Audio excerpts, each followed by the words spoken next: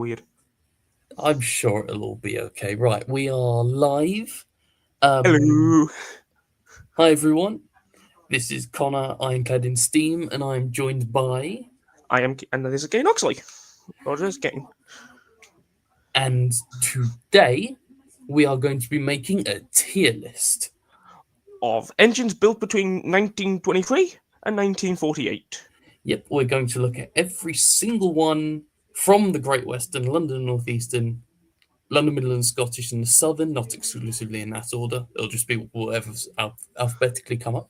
We're going to put them in this tier list to see which ones we think are fantastic and which ones we think are rubbish. Indeed. Without further ado, I guess we should get going. Well, what I will say is, though, that if it takes too long, because we've got about 150 engines I was here. going to say, we've got far too many locomotives for one day. I'm sure it'll be fine. If we get to the end of the London Midland Scottish and realise that we've used up too much time, then it will be a two-part thing, which we shall rearrange for another time for the second part, looking at the LNER and the Southern Railway. Yeah, yes, Emily. Andre could not make it. He'll be fine. I mean, we've got two watches. I suspect one might be him. Right. Should we get started then? Yes, we should. The first locomotive, I mean, it's a bit small, so I'll zoom in a tiny bit. That's normal size. The Great Western Railway, 1101 class. I had to think about that for a second. Yeah. Now, I did think about this one a lot. I want to say C tier. I'm thinking. I mean, there were a few of them. The reason I think C tier, it was one of the Great Western Railway's more successful 040s when you think about it. It wasn't even built by them. It was built by Avonside. Oh, so probably explains why it works so well then. I suppose, yes. So there were a few examples of these. I can't remember how many. Built by Avonside in 1926, bought by the Great Western. There were a few of this design actually bought by the Cadbury's factory, Cadbury's Bourneville in Birmingham. Doesn't that mean they're well preserved? Yes, that's the one that's preserved. At Paisley. I would definitely say C tier because it's one of those just more in between engines. Yeah, it's not too powerful, it's not too weak, it's just that all around good engine. Yeah, I agree with C tier. So I'll put it there. And now we're into the first bloody range of the pannier tanks, just the multiple variants of the pannier. The one of about 4 million. Exactly. The first one is a 1369 class. Ooh. Now, I do like this engine quite a bit. But compared to the other pannier tanks, it's not the most powerful, is it? No, I think it's about a 2F or something. So it's not the biggest, but I think it was designed for dock shunting, like the 1101. I think it should go with the 1101 then, because it's pretty much the exact same thing, a bog standard little engine designed for one specific purpose, really. Yeah, I mean, it's quite good for what it's worth. I've seen videos of it pulling quite heavy trains in preservation, and I've also seen it at the Bluebell, but there are other engines that I would rather look at, so C tier. No, my favourite one. Bosh. Right, the Great Western Railway, I don't even need to say Great Western Railway, the 1400 class. Now, I'm going to say this straight away, A tier, for one reason. For the purpose this was designed for, and for the fact it's just a tank engine capable of 80, it is probably one of the greatest tank engines built by far. That, and also it was built to a design which was tested and proven since the 1860s. Yeah, it's pretty much carrying the legacy of that class, like those older engines, and still does it today. Yeah, I'll be happy to put that in A tier. So 4 of those are preserved, of which 3 have run in preservation. Is it one currently in? Wasn't there one boxed in a museum, or am I believing that's another member of a later variant? Yes, number 1442 is forever trapped. Basically just imprisoned in the Tiverton Museum of Life or something like that. It shall never see the light of day again. Yeah. I mean, we've got 1466 back. did go on 1420 on the way back at Buckfastleigh on South Devon. And obviously 1450 has been doing the rounds for the last couple of years. Ah, yeah. So we got plenty of them. Yeah. Right, what is the next one? The next one Oh, is the 1500, which I'm going to put in S because it's no. fantastic. Now this is where you're gonna, me and you're Here we gonna have an go. argument. All right. I'm gonna say 8. I'm gonna say either A or B for one reason. The Okay. class is good. However, from what I've heard from multiple people, including you yourself, this thing did not have the tendency for good riding. Well, I mean, that's kind of standard for all outside cylinder 060 tank engines. So, yeah, Yes, I'll but give you apparently that. this one, I was gonna say, apparently this one had the tendency to quite literally try and throw the crew off the footplate like a certain southern locomotive. Mm. So, although I would say it's very good for what it's designed for, being like a strong, like, what was it? It was made for, what was it, shunting? Station pilot at Ah. Paddington, primarily. So, yeah, for the job it was designed for, it was good, but with the fact that in preservation, where it's meant to be pulling trains and the crews have complained about it, I'd say it's more of an A tier. That those complaints knock it out of S tier. Yeah, I'll It's give why, you that. Let's go S tier then. yeah. And on to the second penny of the goddamn of the Western region. Yes, this one is Hawksworth 1600, which I'm gonna be honest, I'm gonna put it in D tier. I don't think Yeah. it's not bad by any means, but No, it's just out of we all the don't pannier really tanks. need them because there were already 54, 64, and 7400s built to pretty much the same design, doing the same work. Yeah, we already had pretty much pannier tanks that could already do this engine's job, but the Western region just decided they needed more. We happy with D tier then? Yeah. Bosh. Now the one I'm most excited about, is this the 2800? This one, yes, 2800. I'm gonna say B tier, because for the Great Western Railway's only 280, it was quite good. However, it did later on need another version made, meaning there must have been something up with it for it to have another version. I think, obviously that being the 2884. I mean, this picture is basically just the 2800s and 2884s combined. Since the only real difference was the cab style, because the 2884s had the collet cab with the side windows, and the 2800s had the original Churchwood cabs without the side windows. Alright. So they were very good at their jobs, and they lasted a long, long time. I'd say A tier then, move it up to A, because for freight engine, for the only 280 class they ever designed, well, the only 280 they ever did, and for it to last as long as it did, I'd say it deserves the spot. That's We're if we happy don't with count. A then. That's if we don't count the 3000 class, but that's more Great Central given to the Great Western. Also, I will just quickly correct you. There were two 280 designs. There's a 4700 as well, which Yes, I meant the only 280 tender design. Oh, that one. I completely forgot that one existed actually.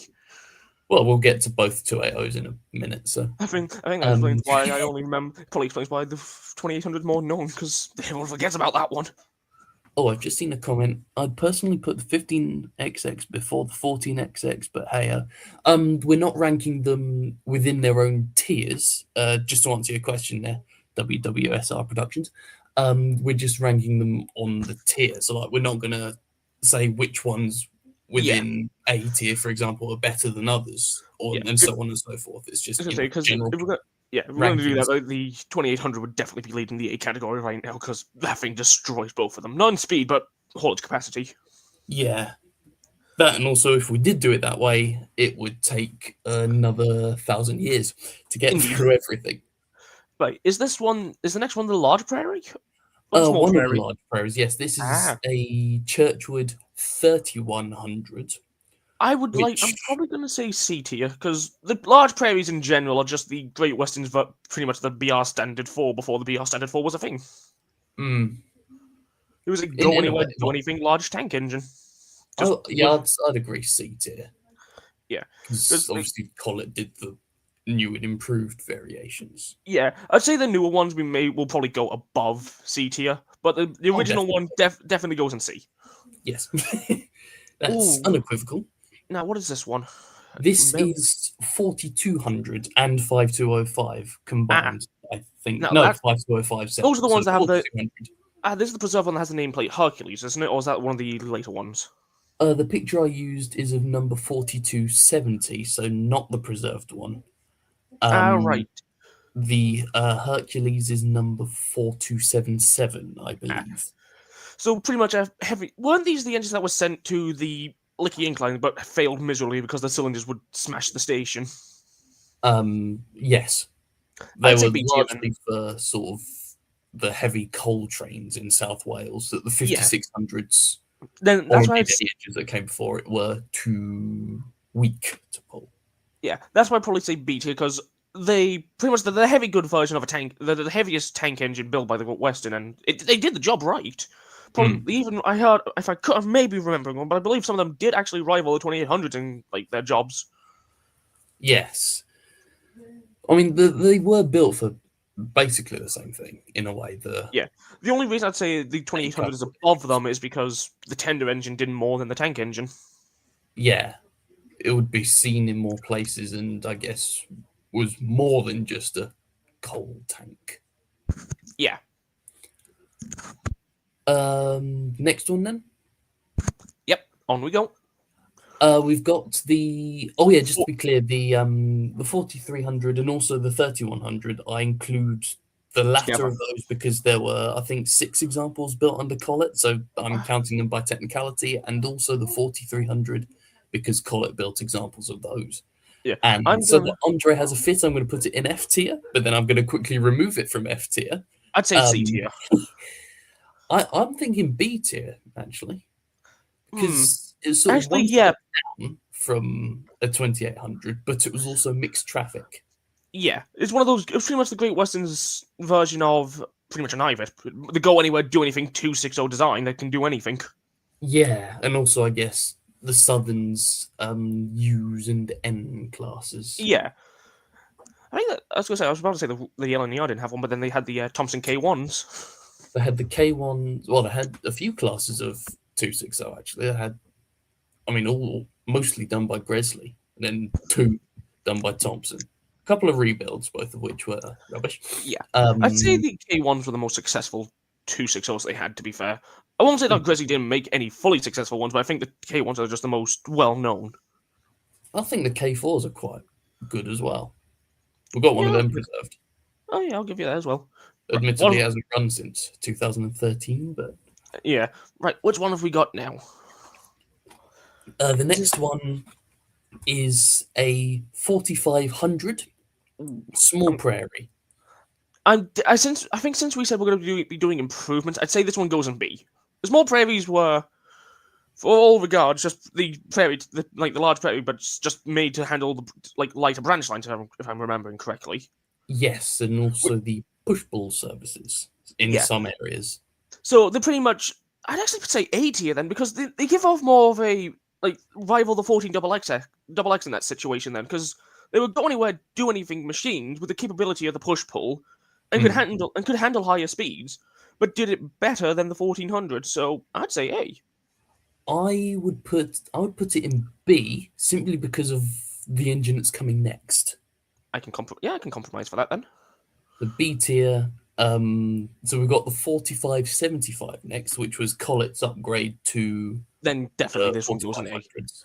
So if the other, Basically, just with larger water tanks. So yeah, we put that in A. yeah, no complaints on that one. And now the engine I completely forgot existed until you No, brought it back up. yes. So next we've got Churchwood's 4700s.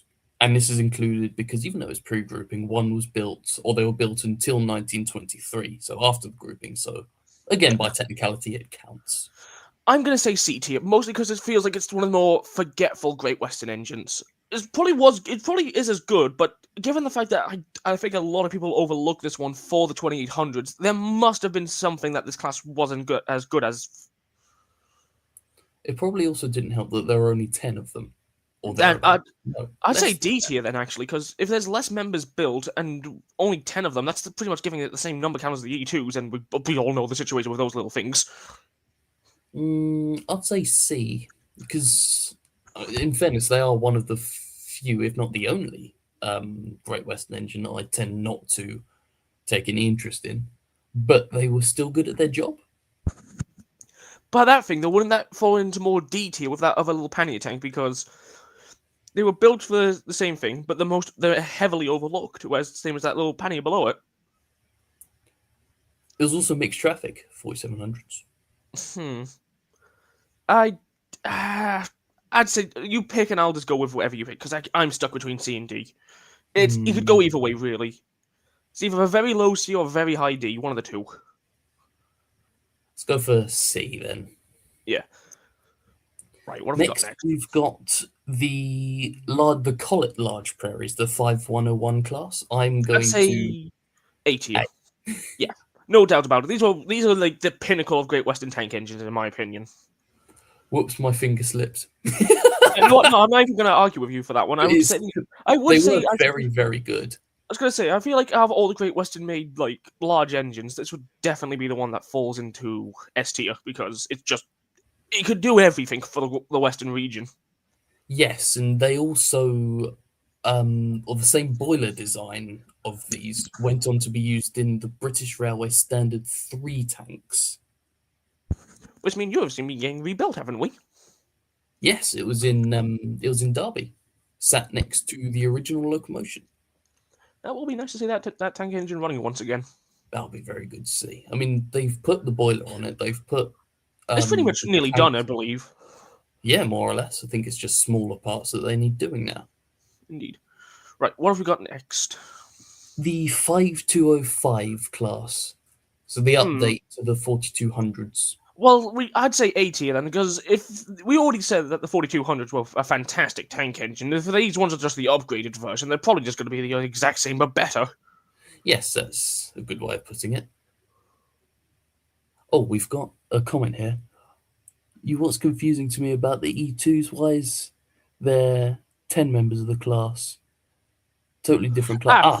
Because they started at number 100.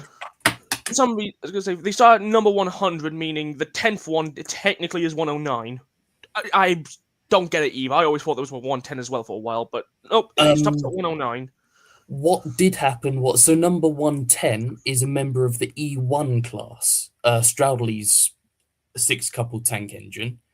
When they were built, there was also E1s numbered 100 to 109, but when Lawson Billington designed his E2s, he added 500 to each of the E1 numbers, so they became 600 through 609. Yeah. In order to make way for the E2 numbers. Which, in the long run, turned out to be a big mistake on his end because the E2s did not do the best. Yes. They didn't have a very good reputation, is what can be said about them. No, but I can't hate them. I do like the little E2s. Yeah. When put in the right place, they can actually do the job pretty well. I mean, Southampton's a good example. I was about to say Southampton's the only example. No, there was someone else remembered telling me that 104 and 109 were stationed together at a harbour handling ferry trains and did the job fantastically all the way to the end of their working lives. Oh, right. Well, that would have been New Haven or something. Yeah, that was the place. They handled the ferry trains and the station piloting work, and apparently crews never complained about them.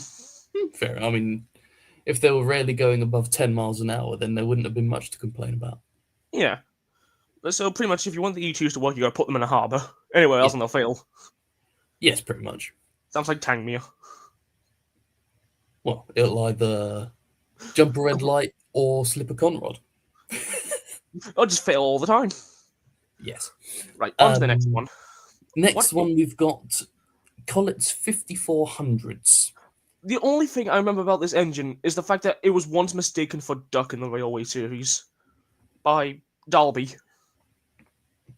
Oh, was it just his illustration or something? Yeah, his first ever appearance, he was a 5400. Fair enough. There's actually a funny story about that, because later on in one of the books, you see Audrey pointing to Dalby, showing him Duck as a 5700, like pretty much saying, this is how he should look. He had a good laugh. Few jokes in those books. It is close enough. Yeah. From a distance. Yeah, but when the fact that in the book you had Duck's real up close, you could see, like, it was definitely not a 5700. Yeah. Yeah. Anyways, as for this class, I'd say D tier. Same as the other pannier. Or maybe C. I'm thinking D as well because there. Oh no, I'm going to put C for this one because I believe it was one of the auto-fitted ones, so it could do more than Ah, either the 1600 or yes. an engine that we're going to get to. So, Yeah. but obviously it's not as good as some of the other pannier tanks. So we'll Yeah, say C. I'd say like a low C, a high D if we put it in whichever goes in. Now, these are the taffy tanks, if I'm correct, the ones that have like the long necks, as I call them. Yes, the 5600s. I want to say B tier because if I'm correct, some of the taffy tanks were rebuilt from older designs. No. So the older Oh. 062 tanks were Swindonized but weren't part of this particular class. Ah, but they did look the same, so you can understand my Pretty confusion. much. Yes.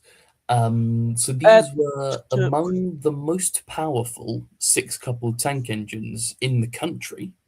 yes. And also, Um, real quick to answer that person's comment, there was a group at one point going to build another E2 class. However, that was quickly dropped after they did not get government funding or enough volunteers to help build it. yes, and also I think the site might still be active, but it's a Wix site and it's basically just a bunch of information now. Yeah, So what are you saying for the 5600 B tier? yeah, B tier. It's one of those. It's not a bad engine, but it's not one of the greatest. No, but there are better six-coupled Yeah. tank engines. Ah, One of now which we're getting to now. is this the 5700? Because straight away I will say S tier, as it is the 5700 and 8750 encompassed in the same thing. yeah Basically, the 8750s just had a different cab. So yeah S tier, they are. because Sorry, if you'd like to describe them.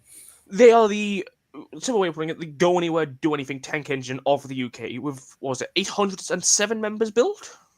863, I would like to say. And if that doesn't tell you how good that class of locomotive is for it to have over 800 members, I don't know what does. Yes, and that was built over. They were all built over a period of All the way into about BR, weren't 20 they? years. I thought BR built some of them. I think they did, yeah. So yeah, pretty much it's the Great Western's longest last built engine, and I think it's the most preserved one as well, isn't it? There are a fair few I around. say, I I believe there's couldn't more tell you than an exact number. I believe there's more panniers than there is of their tender engine designs, which I think would upset a few of the tender engine designers. Oh, that'll be fine. Um, so we moving on to the next one. Yes. So this is Collett's 5800 class, which I'm going to put in D tier immediately Yeah. because while they are the same design as the 1400s, they didn't have the auto train fitting, so they couldn't really do as much at all, and there were only about 20 of them. Yeah. I wouldn't Give actually. or You know take. what? I'm going to argue with you here. I wouldn't say D tier then, because Okay. although I would say more maybe C, because although they're not like you said, they lack the auto coach, like the auto train feature, but they still have the ability to handle quite a few trains, and that top speed is still something really impressive for a tank engine of its size. I It's suspect not that it was able to attain it very much. probably not, but by the fact they made a tank engine capable of 80 is still impressive. Yeah. So I would definitely say like maybe C or B. I wouldn't say D because it did have its uses. I'll say C then. We'll Yeah, do that. Next one is another large prairie. This one, the 6100 class. I would So say S. I would say S for this one because it's the final on variant, isn't it? there are a couple more variants. There's this one and also the 8100. But there were less of those than there were of I the would 5101s, which I think, I'd say A tier then. yeah, I'd let's go compromise for on that. A then because it's pretty much the exact same as the one we've got currently sitting in S, but it's just had less members, which does hamper the score a bit. I think the only difference might have been boiler pressure, but I must admit I can't remember whether the 61s would have been higher or lower. I can check that actually. 5101 to Google on a different tab. To the ever fell fated Google. So boiler pressure of the 5100s was 200 psi, 6100s, 225 psi.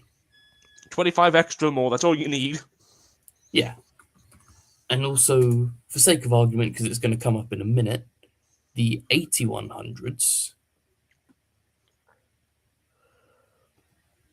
they had different size drive. They had slightly smaller driving wheels and the same 225 psi boiler as the 6100. So I suppose we could put that straight into A tier as well. Yeah, I'd say it falls into the same category. We've now, Excellent. now on to the other one. We've got another pannier tank. Yes, this is the 6400, of which there are 3 examples preserved. And these I'd say ones B. I know had auto train fitting, so they were quite useful. I'd say B as well. Yeah, I think the way we can look at it is that no other pannier on the list is going to beat the 5700. No. I think the closest the others will get will be either an A tier, but no others will hit S. There is no. There's no way wrong. The 5700 is the pinnacle of pannier tank design on the Western region. It has just occurred to me that I have also put an 8750 in with So is that that, so I'm going to just pop that there. So I've just instantly been told wrong. I will admit when I'm wrong. Then again, as you said earlier, it is just the exact same as a 5700. It's just got a different cab. Yes. And there was still about 800 of them. Yes. Some of which were bought by London Transport, and the last of those were actually until 1971. I believe one of them recently ran back on the. I think a few years ago, actually, they returned to the London Underground, didn't they? The last with a prairie tank. The last steam engines to run on London Underground would have been the Prairie Tank, 5521, and also Met 1. That's why recently, though, didn't they do? Wasn't there an event where a red large prairie, and that Metropolitan Electric went down on a special event? I could be remembering wrong. Must have been quite a few years ago. I don't remember happening. I believe it was 2016. So.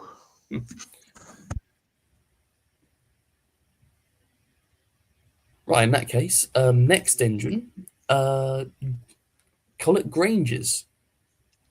Ooh. So this is like Betton Grange and whatnot. Yes.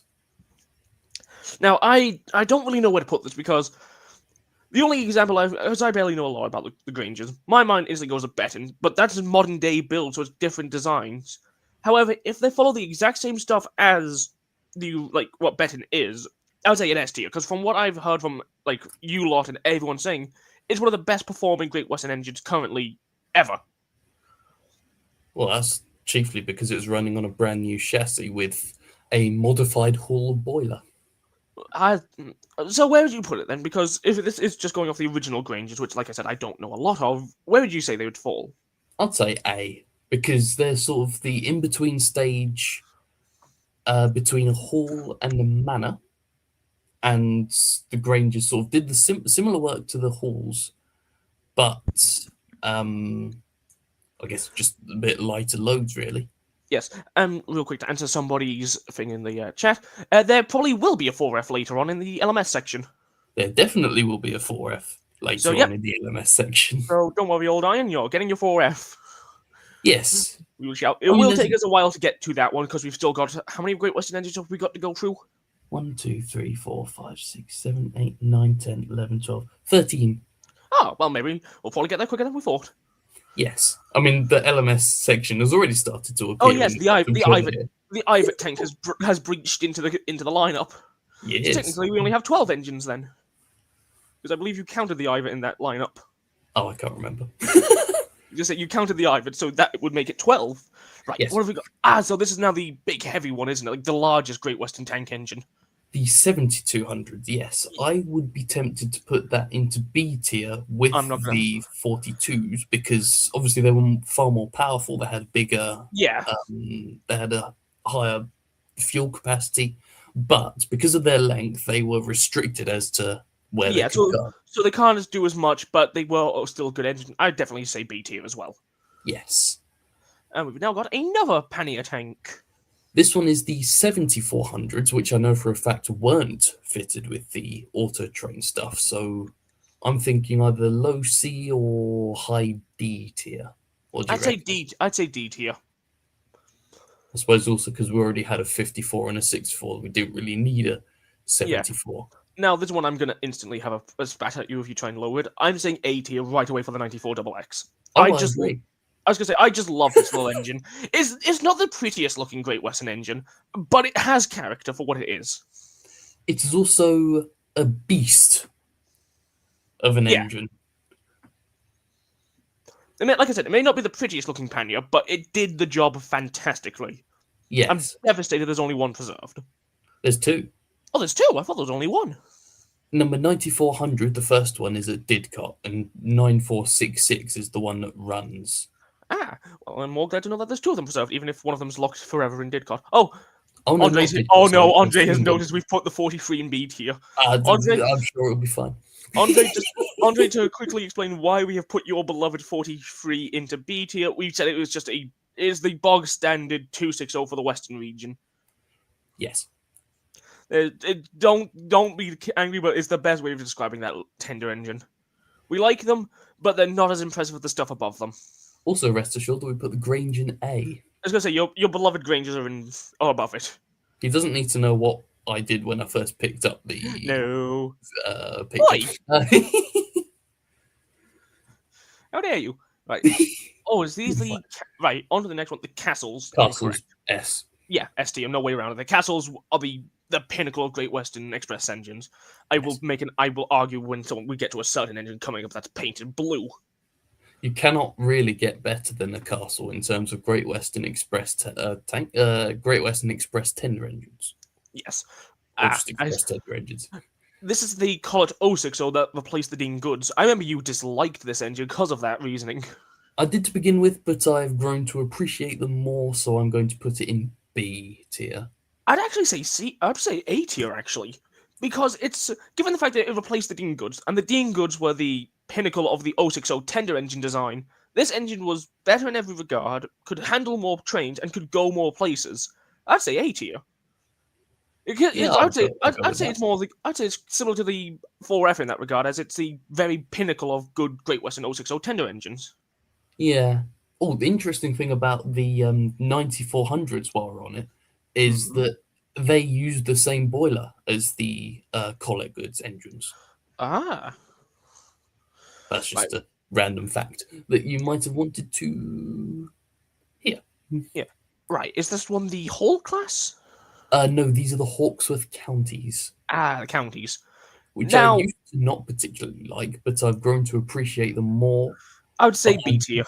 I'm thinking B tier. Yeah, well. I wouldn't say they go that for. Yeah, this is where Andre's going to kill us now because he just said his beloved. Yeah, I'd say they fall into a B tier. Actually, you know what? I'm between A and B because there are two-cylinder passenger engines, but they were very, very powerful and capable. The only thing that I think would put them in the B tier is that they were built too late. Ah, so too late to actually. So they were built when all the other engines had come out before them. Yes.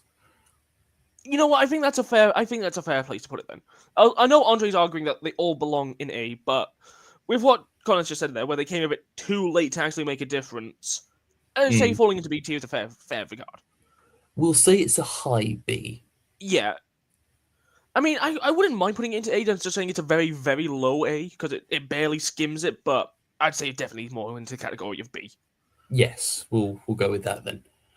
Now onto the class I think it was designed to annoy people. Well, it wasn't designed to annoy people, but it was used as a means of annoyance. These are the Great Western Duke Dogs, which are a combination of one Victorian 440 and another Victorian 440, the boilers and the cabs of Duke classes on the frames of Bulldog classes. Yeah. I want to say B tier, because from what I've heard of stories about this, especially in like running preservation, it's one of the better 440s in preservation. Especially for how old it is as well. Apparently it can handle quite a few trains, no matter the job. I mean, the engine itself, as it is, was built in the 1930s. yeah, so it's over what? It's now 70. It's 85 years old actually. Quite Mm. old actually. It's getting there. Bearing in mind that it's made using components from the Two older previous engines. century. Yeah, so it's got two older. It's pretty much keeping the legacy of those two older engines alive in a way. Yeah, And that's, and I was gonna say a fair. I say B is yeah, definitely a fair place for it. yeah, B's a good place. They were mainly seen around the Cambrian lines in Wales, but very rarely elsewhere. Yeah, right. But What they were have? kind of built for that, really, though. Yeah, is this? Okay, I can't. I don't know if the image is a bit small. I can't tell if that is the whole class or the Saints. It's a hull class. I I'm going straight away. I'm going to say S tier. I'm going to say A because of Hmm. the modified halls. Yeah, I completely forgot about the modified one. So yeah, I'd say A for the regular halls. For the modified halls, straight away S tier. I'll just put that in there I was gonna say straight there's no. away. I don't think we have to explain our reasonings for these two. 'Cause these are the pinnacle of like the castles are the pinnacle of express engines. The halls are the pinnacle of go anywhere, do anything. Great Western 460s. Yes, you could see them basically all over the country, or Yeah. all over the Western region, even Yes. doing whatever was required of them. Yes. Now, Modified halls I put in S tier because they have the they're, word modified in them, and yeah, they are modified. They are they're just the better version. excellent. Yes, Now I am noticing one engine here that's kind of caught me off guard. yes, Why is the Steam Sentinel Shunter? yes. I included that because it was built in 1920 something. The reason I'm a bit surprised that's there, because if I recall, they weren't they were built by all the companies, weren't they? They were used by quite a lot of them. Yeah, these are the just general bog standard Sentinel shunters. I want to say D tier then, because I don't not to be mean to the Sentinels. They are an okay shunter, but that was all they were good for was shunting. Compared to the Yes, other tank engines we've got above them, where they could actually handle a few trains, I would even say E tier actually, because it feels a bit unfair to putting them in that pannier range, because those other panniers could actually handle the trains. You'd never see a Sentinel pulling a branch line service. well, that's because it wasn't built to handle a That's what branch line exactly. service. Can you understand what I'm saying though? It's limited to a single job where the panniers we've put it in actually could handle trains. I suppose also there were better shunters than a singular Sentinel Yeah, so steam box. I'd say it falls into E tier. It's not an Yeah. awful design, but it's compared to everything we've got above it, it's not going to compete. No, definitely not. Yeah. Now for one, I have been waiting to talk about because I'm going to probably get shot by a lot of people for this. I'm saying C tier for the Kings. C. Yes. Now the reasoning for this is because although the Kings were the pinnacle of like the biggest, the fastest, the strongest for the Western, they were just too heavy for anything. They were stuck on a certain track and they could not go anywhere else or they would risk destroying the rails. And they were built, I believe, after the castles. Yes. And there was no, I don't understand the point of that when the castles already proved to be the more versatile and reliable machines. I would think B tier solely because they were one step up from the castles in a way, but Mm, what's preventing them from going into A tier where I'd have put them originally is because they're also one step back. They yeah, are stronger, they are faster, but also much, much heavier and and were limited to unable where to they could go on go. lines that the castles could, for example. Yeah, But they did I'd look say really either B nice or in blue. yeah. Well, yeah, that can be argued for any BR any engine painted in BR blue. Yes. Right, what have we got next? Next is Collett's Manor class, Ooh, 7800s. A tier. The manners would I'd say about the same as the halls. Really, they were pretty much they're near identical if I believe in performance. Yeah. So, and given the fact we put the hall straight into A tier, I don't think there's any reason we shouldn't put the manor class, which is the exact same, any lower. Yes, and the Manors also were the largest, or among the largest engines doing branch line work on Yeah, that's for the another. Great Western. I'd actually say put them into S tier then because they could actually go into the branch lines, which for a branch line engine to be able to handle heavier trains of that size and still be capable of going for the main line if it needed to, that's pretty much more versatile than most of the other engines we've got on the list. Yes, I agree with that. S tier it is then. Now this is the one where me and you are probably going to have a fight. The Star class. I'm saying Some B. built in 93, so I'm getting B. Yes. Now, the reason I'm saying B for your beloved stars is that compared to all the other engines we've got up there, like the manors, the halls, the castles, they just can't really keep up with them. I will. I was going to put S, but I'll concede A tier solely because they were the predecessors of the castles, Yeah, and even that's though your. a lot of them were withdrawn early, they were still incredibly capable. Yeah, I'll concede as well. I'll go for A for that because given what you said there, if they came before the castles and they did do a lot, so yeah, I'll concede. Excellent, we are agreed. Right. So that's the end of the Great Western lot. And now onto the LMS, and straight away we're starting off with an S tier. I don't think I need to explain why the Ivet tank's going into S. The Ivet 2MT, yes. Yeah, I would But say this should falls we from anyway for the viewers? what? Should we explain anyway for the viewers? Yes. Simply putting it, the Ivet 2MTs are the perfect locomotive for the LMS region. Given to the point that they even left the UK to go to the Isle of Wight, where I believe they have an Ivet tank, don't they? In preservation area, yes, the Isle of Wight steamer Ah, they have 2 of the 4 preserved Ivet tanks. yeah. If that, and given the fact that they've always praised the Ivets, that tells me that these could go anywhere. And to answer someone's question, was there a 1MT tank? Not that I can think of. There were definitely 1Fs and 1Ps, I was gonna say, but is that what you're? no Maybe that's 1MT. what you're thinking of, because I think we do have a few. I think there's gonna be like a 1F or 1P in this lineup, if I'm correct. We'll see later. Because I feel like, especially given the fact I believe one Lancaster engine was built all the way into grouping, being a certain 040. Believe you know the one I'm referring to, Connor. I must admit I don't. The Pugs. I don't think any of those were built in the. I Oh, do you mean thought the Kitson ones? yeah, the Kitson Pugs. That's the one I I think meant. they might be on the list somewhere. You'll say that's a 1F. So Uh, did I not include them? did you forget the Kitson Pug? Oh, that's You a bit have. embarrassing. So, a bit of an honourable mention now, seeing as Connor has forgotten it. I would say the Kitson Pug goes straight into C tier. Yes, I'd agree with that. Yeah, apologies for us not having the Kitson Pug. We have simply forgotten it existed. Apparently, dear God. Yes. Whoops. Yeah.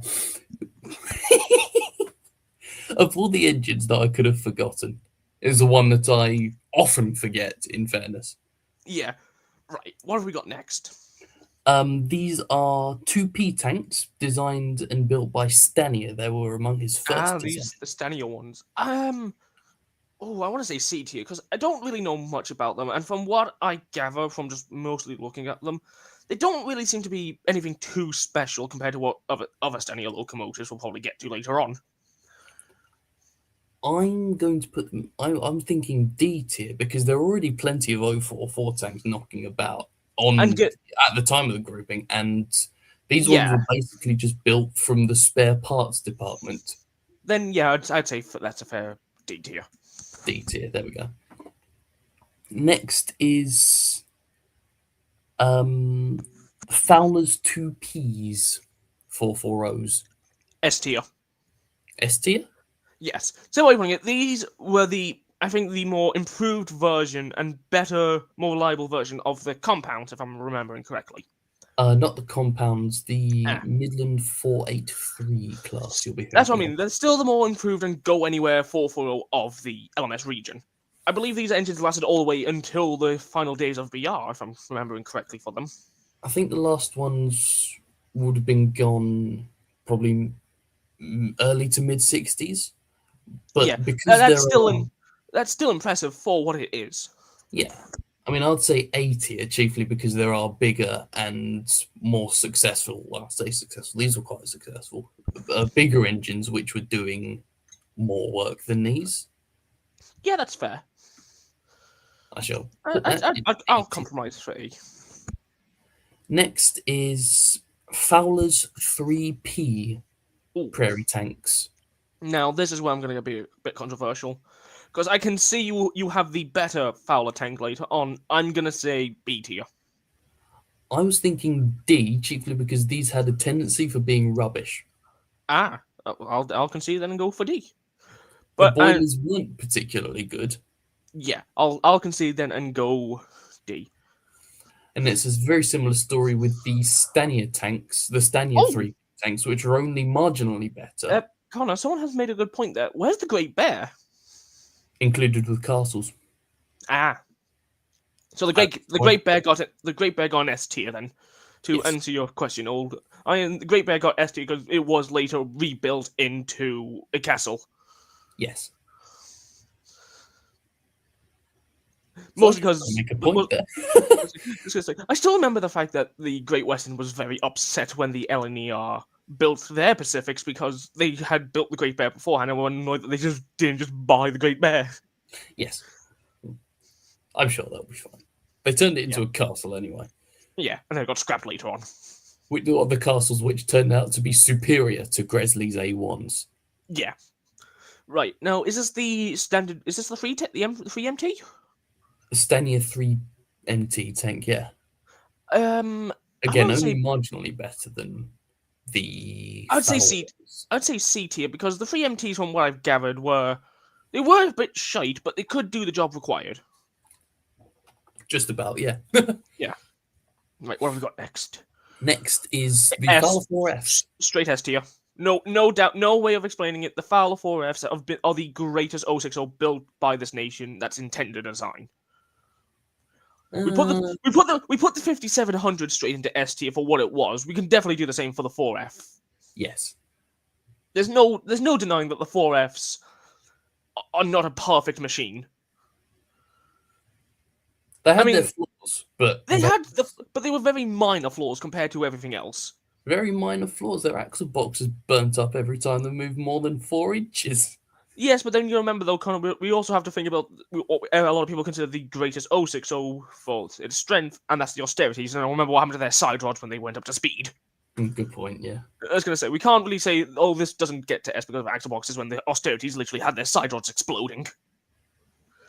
The J94s are on this list, I think. Right.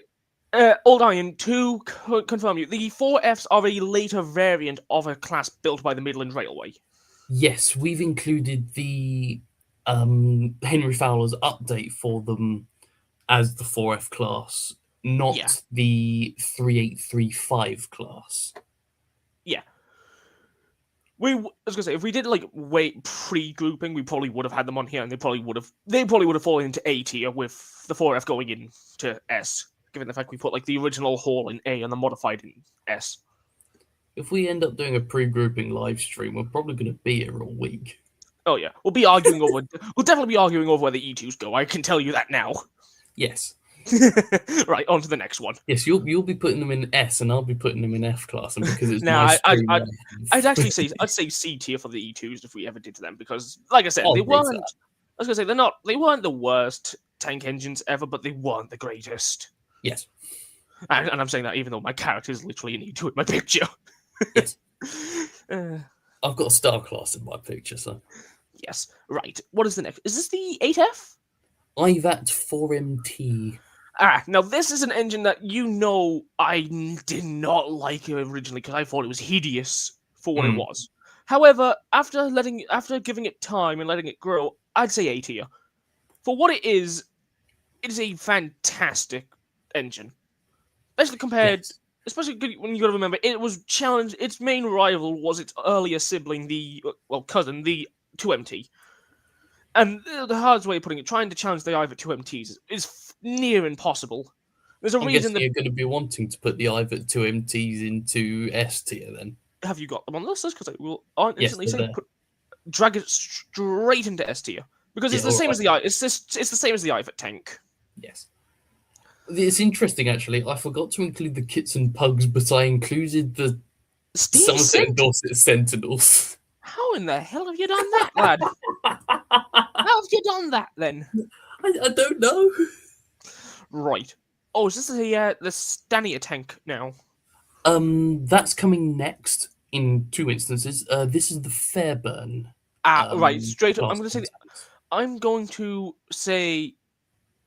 I'd say the Fairburns are more A tier. They were good engines. There's one preserved. There's 2 preserved. Oh, there's two. That's not correct. But yeah, they were good engines. However, compared to the other like big tank engines coming up on the list, I don't think they have that much to give. They also did very well on the southern region, at least before and during the introduction of the The, standard 4 tanks. yeah.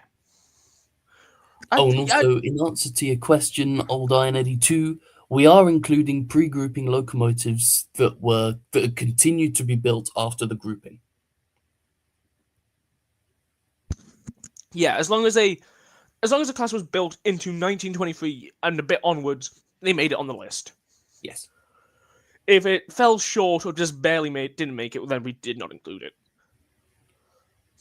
That's basically just the big loophole of the whole thing, which is why there's a couple of Caledonian engines there. Yeah. Now, straight away for the next engine coming up, A tier. The Fowler 4P tanks, they're just fantastic. Yes. These My fingers slipped again. No, I'm gonna have to deny it S tier. Yeah. Don't be wrong. It is a fantastic engine, but I believe the A tier the S tier belongs to a different, larger LMS tank engine. The Stania ones? I'd say the one after the Stania one. Not that They're one both there. Stania ones. There's the which one's the- two-cylinder one here and the three-cylinder one. I'd say the 3-cylinder one gets S tier and the 2-cylinder one gets A tier, because the 3-cylinder one, pretty much it's like the exact same thing with the modified hull and the that's a good question. Carl, do we have any Hughes design locomotives? There are two Hughes design locomotives. There's the Hughes tank and the Dreadnought. Right. Yes. So yes, we have got two Hughes locomotives. Yes. Right. We shall get to them when we get to them. Right. Now for an engine, I'm going to have a straight away simple way putting it of saying D tier, the LMS 7F. Yes, I agree. Because and then the one straight after it, I'm giving S tier. The Somerset and Dorset 7F. Yeah, they are iconic. When you think of the 7F, you don't think of the thing that looks like a 4F with an extra driver. You think of the SDJR one. I mean, even when you do a Google search, I think if you just type in LMS 7F, in fact, I'm going to test that now. I believe the first thing that will come up will be either the Fowler one or the Somerset and Dorset one. I've embarrassed myself on Google search because the first result is the 080 and the second result is the 280. That's what I mean, though. They're both known, but I believe the SDGR one is better. Oh, is synonymous with the Somerset and Dorset joint railway, and it's just more iconic. Yeah, no way around. The 7Fs definitely deserve the S tier spot. Yes, it does. It feels a bit funny as well because we've put it above the Great Western 280, and that just shows you how good the 7Fs must be when a Western engine is getting beaten by a Somerset and Dorset engine. Also, bearing in mind we've put a 4F above a Collett Goods. We don't. Well, yeah, because we can't argue against the 4F. No.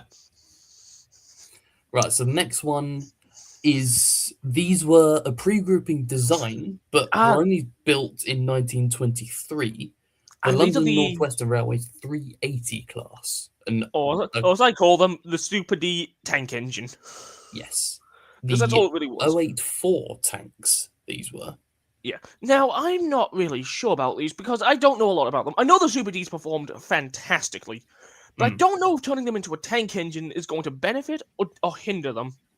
What do you know about them, Connor? I don't really know all that much. I mean, I guess they existed until the early British Railways days, so they must have been fairly good. I'd say C tier then. Yes, I agree with C tier. Next is the Midland 483s, basically just the earlier version of the 2Ps here. What were we reckoning? I'd say either very low A or B. Given the fact that the engines that came before the other one, it makes more sense that they go below the other one. Yeah, because the Fowler ones were just an update. Yeah, it's like the same situation with like the hull and the modified hull. Yes. Right, what have we got after that one? Stania 8F. These are two I'm going to definitely group together because they're both pretty much the exact same. I'm putting both 8F and Black 5 in S tier. Yes. I don't think I need to explain why for either of these. The Black Five, to this day, is still the go anywhere, do anything machine of the preservation era. The Yes. 8Fs were the go anywhere, do anything of the freight department, even going to the fact that the war department ordered them. If that doesn't say how good a locomotive is, that the war department doesn't design their own, but straight away orders a bunch from the LMS. Mm. It says everything. What I will say while I think about it is this list is objective to what we think of them, but not what our favourites are. Yeah. Mostly. Yeah. If it was in terms of favourites, the Black Five, for me at least, would probably be in about B or C. Yeah, I was going to say, the Black 5 isn't one of my favourite engines. Don't get me wrong, I do love number 5000, but it is one of the most bland locomotives in the world. Yes. But for performance, reliability, and everything else, you can't put it any lower than S tier. But they made way for the greatest 460s that British Railways built, the Standard Fives. So there's Exactly. Exactly. Right, next is the Caledonian Railway 439 class, of which there were some examples built by the LMS in the early days when George Hughes was in charge. So these engines barely got onto the list, pretty much. Yes. By technicality. Yeah, they literally skimmed getting into this tier, into the list ratings. Now, the 440s, I've seen a lot of people praise these engines. I've seen a lot of videos going over these engines, and I want to say a humble B. Because in the long run, they are just a simple 440 tank engine. And given the fact that they were also not built after 1923, kind of does suggest that they were no longer needed. Yeah, they did last. They did last all the way into. Oh, what? Oh, real quick to answer this, may I ask, have you ranked the LMS 2Ps and 4P compounds? The 2Ps we have. The 2Ps the are compounds coming we up. are going to get to. Yes. What have we got next, though? Because we'll get that one out of the way to get straight to the compound. Another Caledonian engine that was built in the early, that had examples built in the early days of the LMS, the Caledonian Class 60. I'm going to have to quickly have a look at this, actually, because I don't remember what the 60 is. They are 460s, very similar to these other large Caledonian 460s. I was going to say, these large things, I'll admit, from what I've seen about these engines, about like stories and whatnot of them, I heard they were quite reliable. What we're thinking in B tier? Yeah, I'll say B tier for these. And now, straight away for another engine, given the fact we've seen this in person and it was just genuinely good around, the compound goes straight to S tier. I'm going to say A tier for that one, because there are bigger, more powerful engines that could do. But the reason I said the reason I said S tier for the compound though is because it was the pinnacle of 440 design back in the day. It's what it's what like inspired all the others. I feel like putting it below S is insulting, because when you think about it, without the compound, we would not have certain locomotive designs today. Well, I suppose not, but also the compounds didn't really last that long in their prime, especially in the LMS days, because obviously Fowler would create 460s that would surpass it. But yeah, for the days when they were like ruling the Midlands before the LMS formed, they were the pinnacle of express steam. Nothing could touch them. Yeah. That's why I'd say probably fall into S tier, because without them, a lot of practices on the LMS's 440 designs later on would not exist. I'll agree to that then. Low S tier? Yeah, very low. It's a very low S, but given what it did, it can't be denied it. Yes. Right, what have we got next? The Hughes... straight S. So we've got straight three. S, no, there's no bias here, straight S. No, there's no bias here, I swear. I'm thinking a high A. Yeah, I'll chiefly because obviously as 260s go, the Crabs Scania also did one, which I think is coming up. Yeah, I would probably say the Scania one goes above. If you've forgotten the Scania, I was going to say, if you forgot the Scania Mogul, you'd be ostracized. Yes, but no, but I definitely can concede the Crabs going to A, because the Crabs were phenomenal locomotives for their jobs. Yeah. It still devastates me that out of the 3 preserved, one of them is still in bits because of the owner's shady doings. One is in bits and basically impounded by the police. Yeah, one's locked in a museum and the other's under overhaul. Yes, and that's turning out to be quite an expensive overhaul. Well, can't be helped. Yeah, I suppose that's just railway preservation for you. Exactly. You gotta remember, it took how many years? An engine's been in restoration longer than the crab, and that's the class 28. Apparently, that's set to return Oh soon. yeah. I believe that's actually set to return soon because the diesel engine's already ready. They just need to reinstall it. Oh right. Well, So that's perfect. hopefully, I believe they're also certifying it for the main line, which will be quite an interesting sight to see that on the main line if it does get Yeah, approved. I wouldn't keep your hopes up. If it does get approved, it will be more interesting than the standard 37s and Deltics and 40s. Yes. Yeah, I'll give you that. Right now, on to one that is gonna be definitely hard to talk about. The Fowler Fowler 2F 2. dock tank. Yeah. Now, I see a lot of people only really know these engines because a lot of people say, "Oh, it looks like a certain blue tank engine," which just annoys the hell out of me. I don't see it. Yeah, a lot of people apparently see it because like the little sticky out part of the tank and the way the cylinder sticks up a bit through the running board looks like the splasher. Oh. Yeah, apparently a lot of people see that as looking like a certain blue tank engine. Yeah, as old Ian just said, his name. We don't Right. say his full name. Don't say his full name, or you'll summon him. But I'd say, given what these engines actually did in real life, I heard they weren't the actual greatest at the docks. I believe that went to a different LMS tank engine. They were good at their job. Yes, the ones I forgot to include. I would say C tier for this engine. They weren't the best, but they weren't the worst. However, given the fact that we put the 1101 class in C tier, it makes sense that this other dock engine joins them. It was built for a very specific purpose to Yeah, shunt in docks, which in fairness it did quite exactly. well. Which is the same for the other class, which was built as a shunter for many places. So it makes sense it goes into C. Yeah. So next up we've got the Hughes Dreadnought tanks. Now you're gonna have to explain for this one because I did not know there was a Dreadnought tank engine.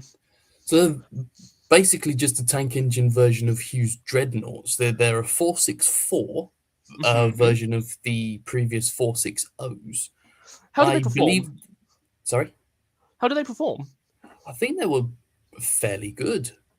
So I mean, obviously I, the I, 264 tanks would be better. So I'm going to say I was gonna B say, for this one. I can compromise for B tier. As for the Dreadnought itself, I'd definitely say A tier. I don't think I need to explain why A tier for the Dreadnoughts themselves. They were they were the Lancaster and Yorkshire Railways best tender engine by far. Objectively speaking, I'm going to say B tier for the normal Really, dreadnoughts. They were mediocre, I think is the really, best way to describe them. They did the job, but I'm, not I'm with surprised by that. not with the same sort of flair that a castle would have. You know what? That's understandable. They I can also had compromise that. quite high fuel consumption. That's understandable. Next is the Duchess. S Okay, I tier. don't. Yeah, I was gonna say I don't think we need to explain why the Duchess gets S tier.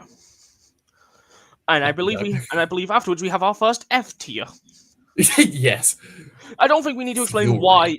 I don't think we need to explain why Fury is getting a simple F tier, as it literally killed the bloke who designed its boiler. Yes. Yeah. Now for an engine that goes straight into, I'd say B tier, because they had, unlike the LNER, they had multiple of these engines built, Oh, there are quite a few. Yeah, the and they were quite, Garretts, these yeah, and ones. they were quite successful. So we think we're saying B for this one? Yeah. The only reason I would say B is because, like I said, they had more members built and actually lasted all the way until the end of Steam. They were quite Yeah. reliable. Oh, I've just seen a comment. Well, the Dreadnoughts actually underperformed slightly by the later years in the 1950s. Just a quick fact check there. I'd like to just say 1940s, since the last Dreadnought was withdrawn in 1951. Just thought I'd mention. Fair enough. Anyway, Ginty. S. Yes. If we put the panniers, if we put the 5700s there, I then was gonna say, the no way 3F around it. Ginties will be Yeah. the same. A lot of like the most famous 060s definitely go into like S tier because they've earned that spot. Yes. Like the Ginties and the Panny tanks are. I could argue they pretty much, if you put the two head to head, it would be a near impossible feat to choose which one was better because they're that even. The only thing Yeah. the Panniers have above the Ginties is numbers built. Yes, I think there were about double the amount of 5700s than there were Ginties, Yeah, the or Ginties, thereabouts. the Ginties could just do anything. Yes. Even become, as someone said, because they could also become a little blue tank engine, because I believe one railway still has one painted up in those blue with a red lining. One did. Can't remember which one, but it I believe it still did wears those. I not. believe it still wears those colors. Did it? I believe it does. I don't. I may be remembering wrong, but I think it still wears them colors. I'm not sure. I'll have a look after this. After we Ah, finish the stream, is I'll that let Bahamas? you know. Yes, the Jubilee. Okay, totally not being biased, S tier. I'm going to say A tier, chiefly Yeah, because while they did the same jobs as yeah. Duchesses and the Princess Royals. They were They slightly weaker.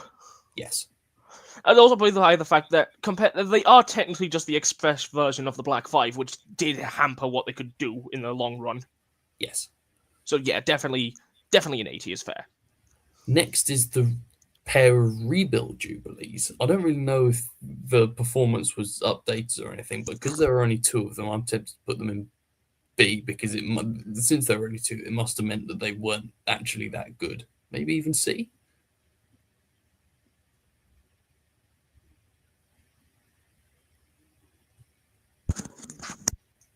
Uh, I agree. I You're definitely. silent for a second there. Did you Yeah, sorry, briefly? my headset stopped working for some reason. Oh, fair enough. Yeah, but no, I definitely say a fair C. Definitely a fair C. Maybe either a fair, like a high C or a very low B. I'd say high I C. I actually say a B to be fair for one reason. Mm. They weren't compared to what we've already got in C tier. I'd say they did better than all of those in there. I suppose the only one we could really compare it to is the 4700. Yeah, so that's why I mean it feels a bit unfair to put it in there. I would put it back in C, chiefly because we've also got the rebuilt Patriots and rebuilt Royal Scots coming up soon, Ah, right. of which there were more. Yeah, that's understandable. We happy What with is C that? then? Yeah, I'm happy with C. Right, what have we got? What is that? What is that thing? It's the Midlandized version of the London Tilbury and Southend Railway 79 class, which continued to be built into the grouping era, so that's why it's included here. It looks weird. I think it looks quite nice. And they were the mainstay of London Tilbury and Southend services until I mean, if you the think about where introduction of the Stanier tanks. I'd say B tier then for it because if it lasted until the Steny tank showed up, I can't argue with its performance then. And quite a lot of them lasted until the British Railways era as well. Then yeah, I definitely can't argue with a simple B for them. And also, Atlantic tanks are very nice. Can't argue there either. Next is North Staffordshire Railway New L class, which had been designed in the 1910s, but Were built the up. last examples, including the preserved one, were built in 1923. So this is another one that barely made it. Yes. I want to say B tier as well for these ones. Same as the Caledonians, because if they weren't continued on after 23, so there must have been an engine that came afterwards that was better. However, to last as long as they were built, there must have been some merit for them to be built until 23. That's because that's 13 years of construction. You say that, I think there were only about 10 of them in total. Oh. I will just put that there and double check.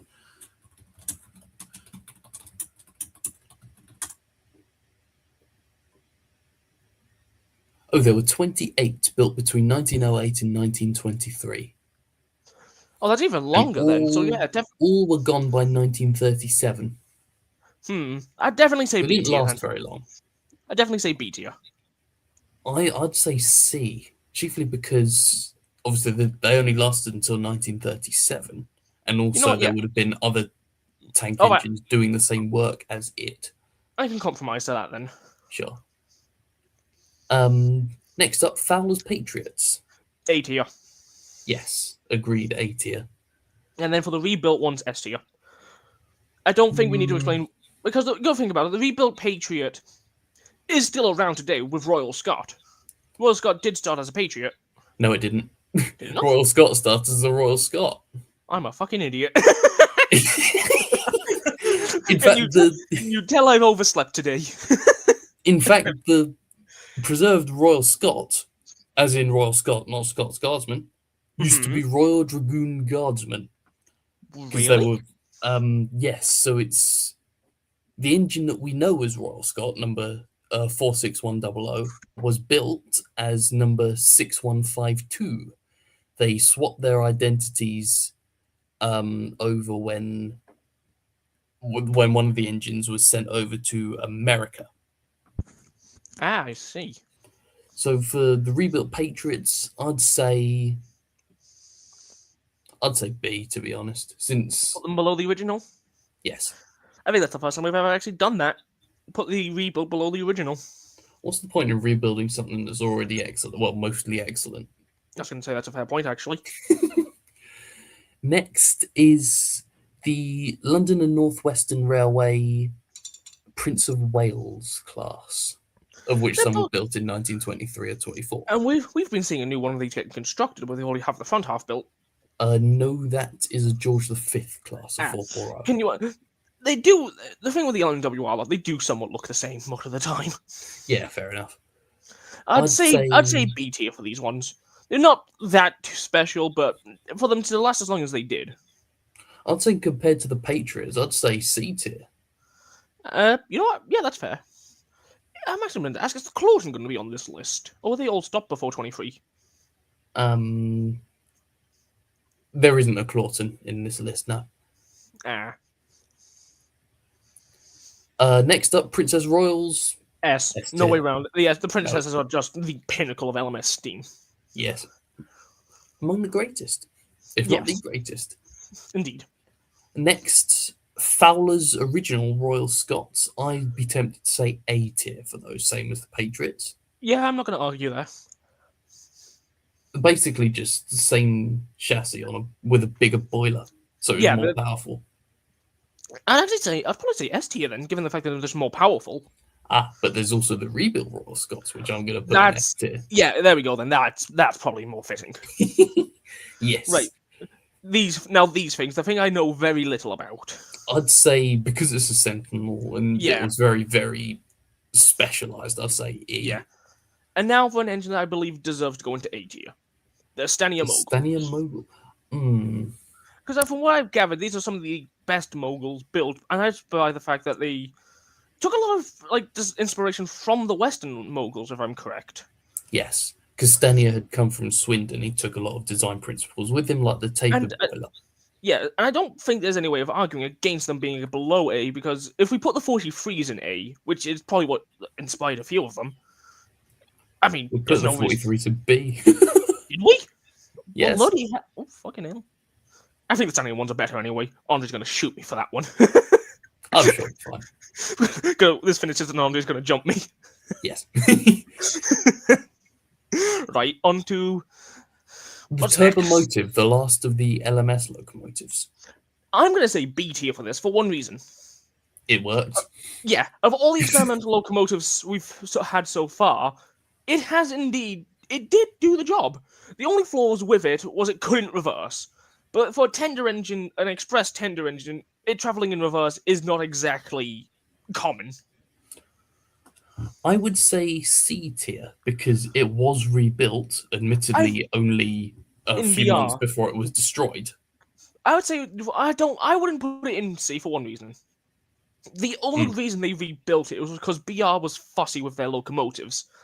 Yes, and I suppose they Remember, wanted it was, standard I was parts gonna say, because it would have been too costly to I was gonna maintain.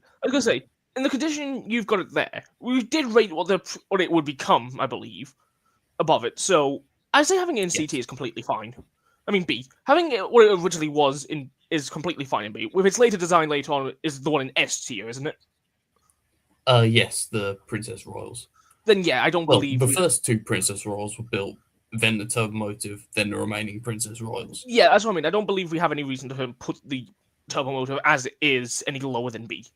Yes, Right, what have that's we got fair enough. next? We've finished LMS. What I will say is we've been live for 1 hour and 14 minutes.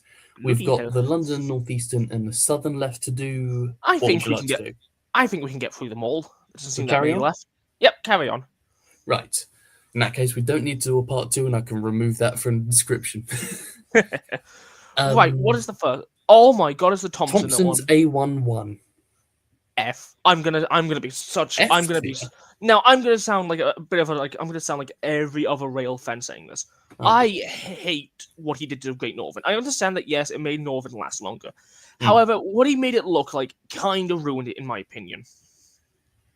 I know I'm gonna sound like I'm beating a horse with a dead stick with that regard, but Should we put can E you? tier then? Just because it's Yeah, not the worst locomotive in the world, no. But given what history was but destroyed it with its is rebuild, wrought with controversy.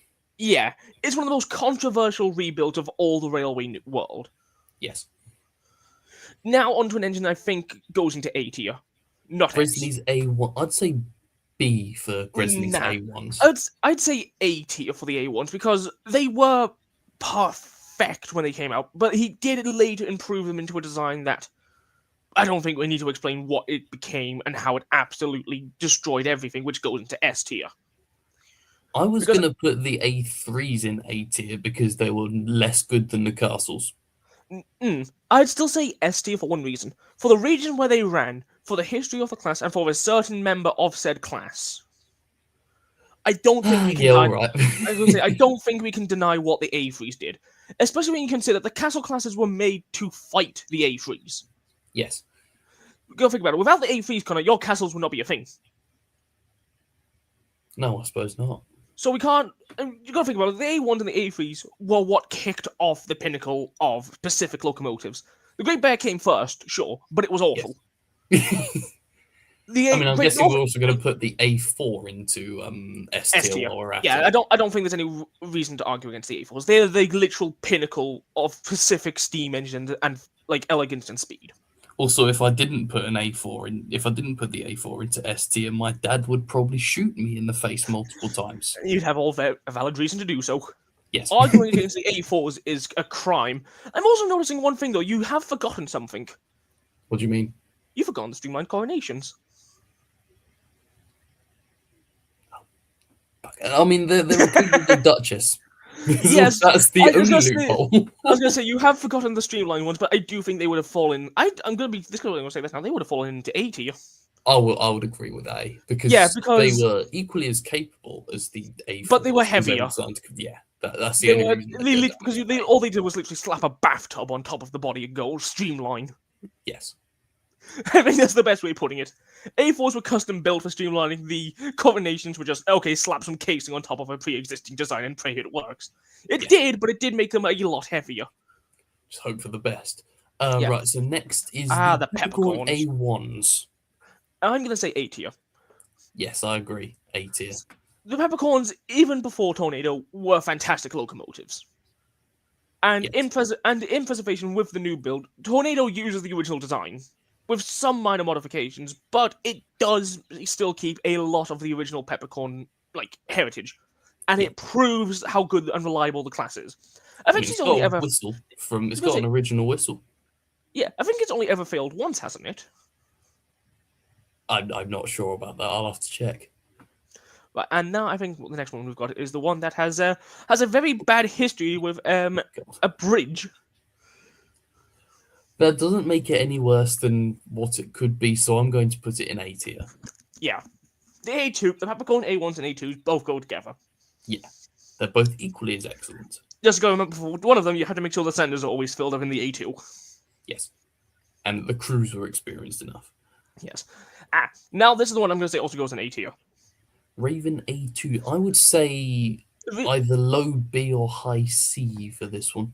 I would say B tier then, because they were designed to fight the A1s, and they did do quite well, but they just didn't. I think it was the fuel capacity that stopped them from beating the A3s. I mean the A1s. The fuel capacity, and also they were quite long. They had a Yeah. very, very long wheelbase, and also they only really lasted until the 1930s. So I'd be tempted to put them in C.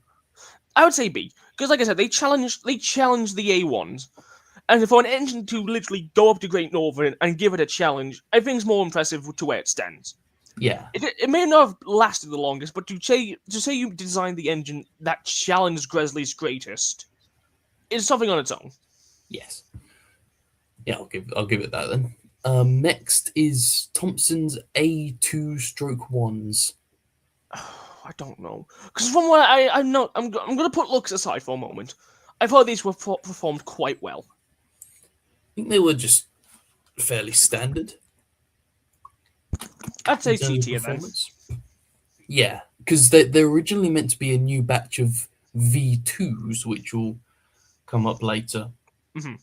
But obviously Thompson had them rebuilt as not rebuilt, but amended the Redesigned. order to a Yeah. design of his own. So if you're happy with that, the A2 stroke 2s, which were formerly Gresley's P2s. I'm also noticing, Connor, I don't think you put the normal P2s on here. There they are. Oh, there they are. Okay. Now, to do a fair ranking, I'm going to say... This is going to be sound shocking for once. I'm going to put the rebuild engine in A tier. A. Okay. Yeah, because from what I've heard, they actually performed really well as specifics from what I've heard. From what I've gathered, he gave them an extra lifespan that they would not have had if they hadn't been rebuilt. Mm. And then for the regular P2, I want to say S tier. For one reason. From what I've gathered about P2s, from what I've learned, they were fantastic express engines for their size. Mm. The most powerful express engine in Britain ever built. And for the fact they lasted all the way to a point they needed a rebuild, kind of shows how much they worked. But it did also have its issues, which we have also said which a few of engines in S tier have had. I mean, there's the 4F, for example. Yes. Plus the 7F, which killed it, which knocked out its own crew and became a runaway. And not to mention the A3s and A4s having their own faults. The only thing I would say which might prevent the P2s from going into S tier is that they were localized more to the Scottish main lines. I don't know though, because you got to think about it, we've got like the compound in S tier as well. Yeah. I'd say it's a very, very, very low S tier, but it barely makes it. Yeah, I'll agree to that. Yeah. Like, what have we got next? Next one, because I ended up skipping a few and putting a P2 in. Thompson's A2 stroke 3s. His only new design of Pacific. I want to say A tier, because from what I've gathered, these were actually quite good. They weren't bad. They weren't the best. I believe it was a lot of people from what I've gathered compare them to like a mix of the Gresley like design cues, but with the styling of a peppercorn. I do see that now that you mention it. Yeah, that's what I've heard. That's what I've heard a few people compare it to. That it's like it's got the performance, and that of a Gresley design. However, it takes heavy design cues from the peppercorns, and once you look at it closely, you can't deny it. Mm.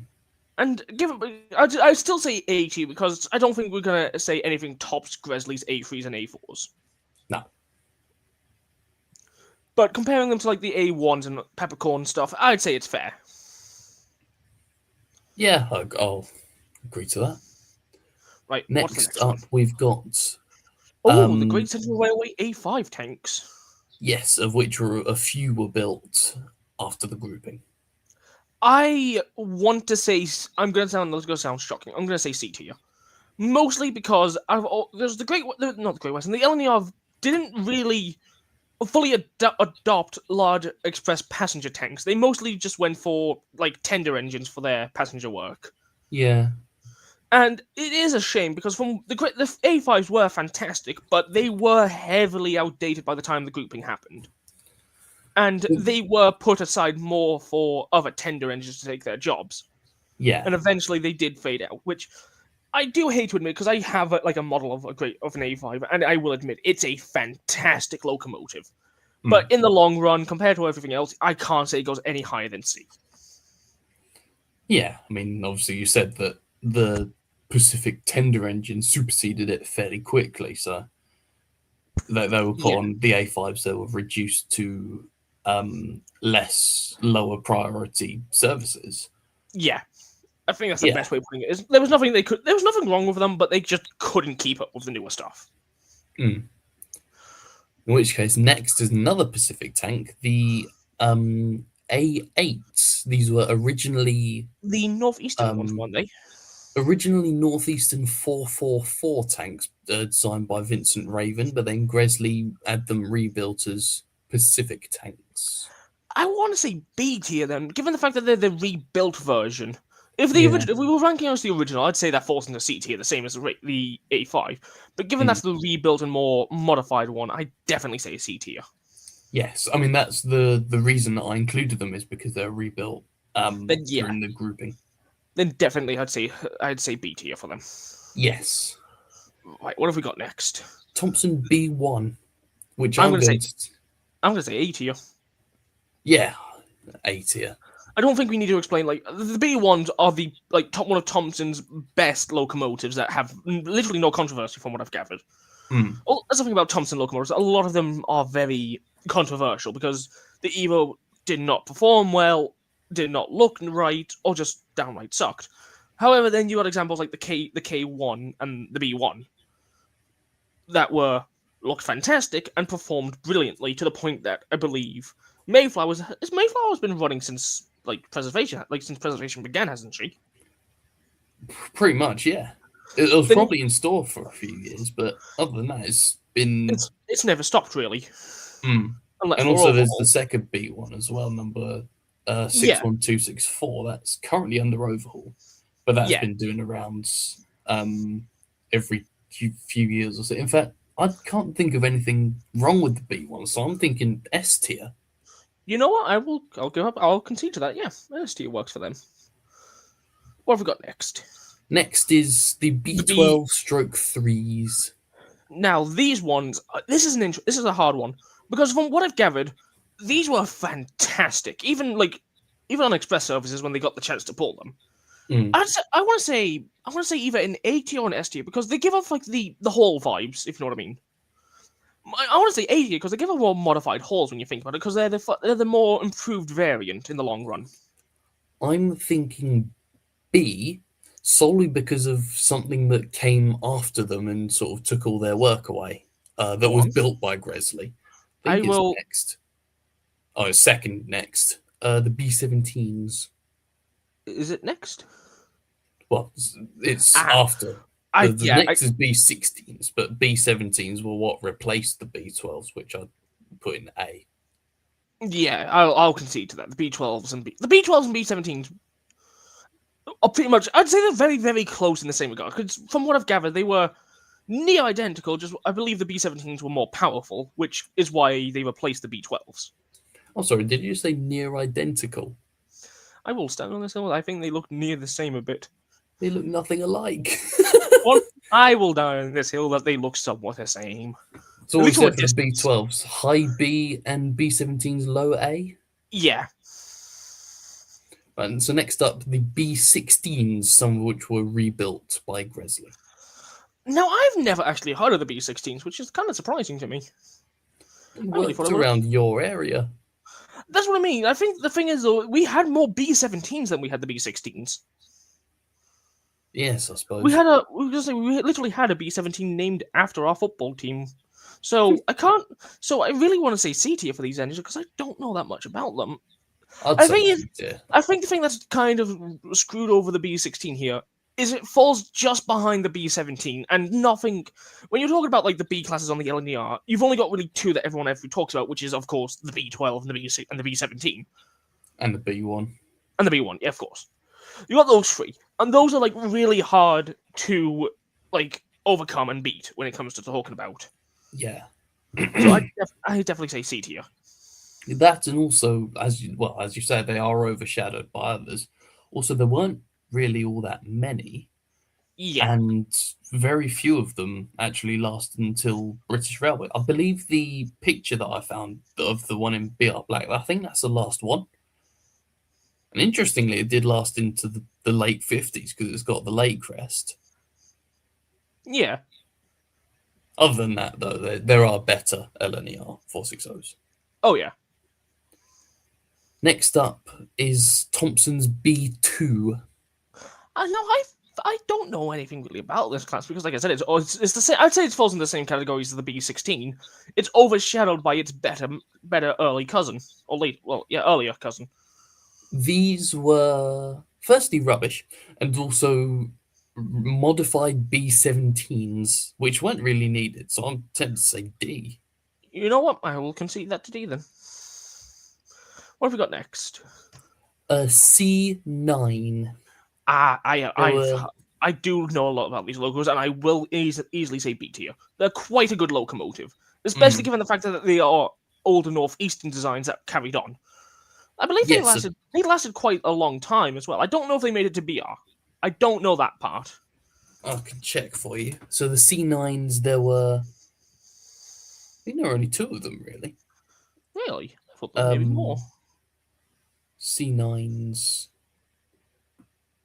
Oh yeah, there were only two. Both were withdrawn in the early 40s. Ah, But interestingly, the locomotives that they rebuilt from Raven mhm. C7s um, lasted longer. Ah. I'd say B tier then. Yeah, I'll I was stick gonna say with B tier then. I'll concede from A to B. Right, what is these ones? These are D16 stroke 3. the Claude Hamiltons.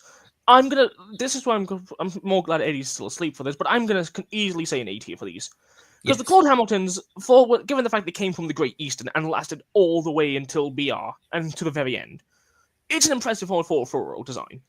Yes, Mm. they did need rebuilding with a different boiler and I mean, was it different smoke? No, it wasn't a different boiler. It was a different firebox and smoke box, wasn't it?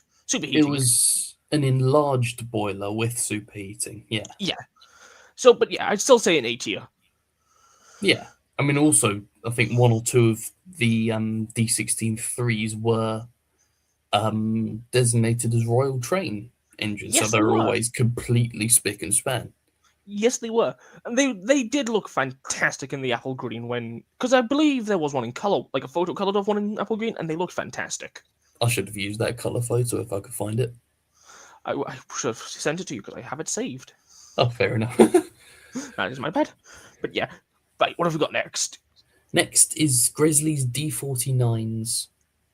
Oh, I want to say maybe A or B for these because from what I've gathered, they were quite good locomotives. Hmm. But they are still a 440, so I wouldn't really say they can challenge a lot of the stuff we've got in S tier right now. They are good at their jobs, but there are things which are better. Yeah, I'd say an A tier for them. 80, okay, yeah. Yeah, I'd say an A. Next, we've got the The P3. J27s. Yes. Now, I am slightly biased because the one in preservation did actually work in my hometown before preservation. Oh, Hmm. I shall be one moment. Oh, while he's gone, I'm going to put it in B tier.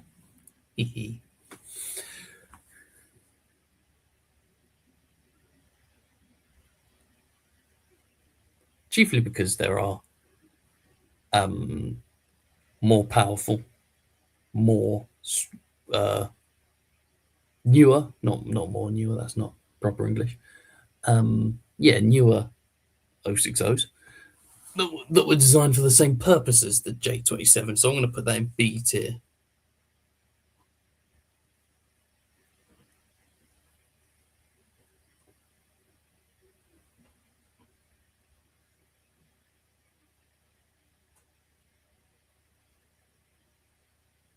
And now we'll wait for Kane to come back before we move on to the next one.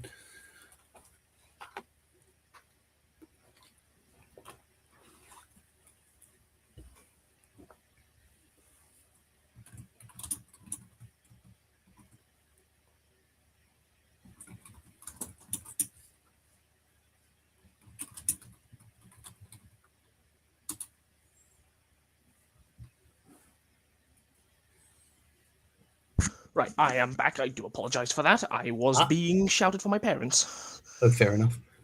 Right. I've put the J27s in B tier. Yep, I was going to say that's what I was going to say for them anyway. Oh, good. Nothing wrong with that. Perfectly placed. Next, we've got Ah, J. the one that I feel like you're going to kill me if I put it any lower than B. Well, we've got two. We've got Grizzly's J38 and J39s.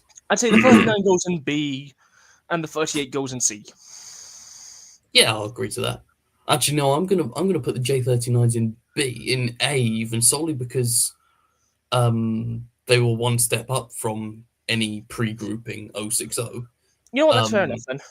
and I'll put the J38s in B. There we go. Yep, that's fair enough. Right. Ah, now one that if 850. Trey was now one that if Trey was here, he would be really livid if we put any lower than S. I Yes. want to. I'm going to be honest. I want to say 80 for the J50s. I'm going to say B simply because there is something which I think is more deserving of something older, which I think is more deserving of an A tier.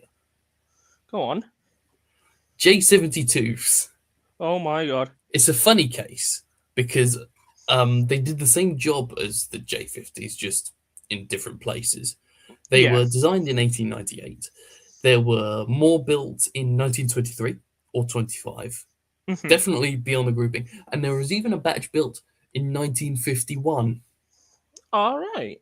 which is the batch that the preserved one is from, actually. So I'm going to put that in A tier. Fair enough. J94s. S. Well, actually, no. I'm actually kind of debating because no, like reason I'm having to debate is for one reason. These engines were fantastic for the job they were designed for, but they did have that one major flaw where if you went too fast in them, the side rods would suddenly spontaneously and randomly combust. I would. However, to counteract my own point, these engines had a fucking boatload made. Also, part of my language there, but they had like a boatload made of them because of how reliable and good they were. So I can concede and say S tier because to argue against Britain's strongest 060 tank engine feels a bit illegal. Yes.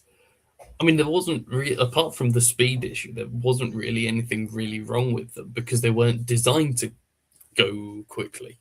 Yeah. They were designed, they did what they were designed to do excellently. Yeah.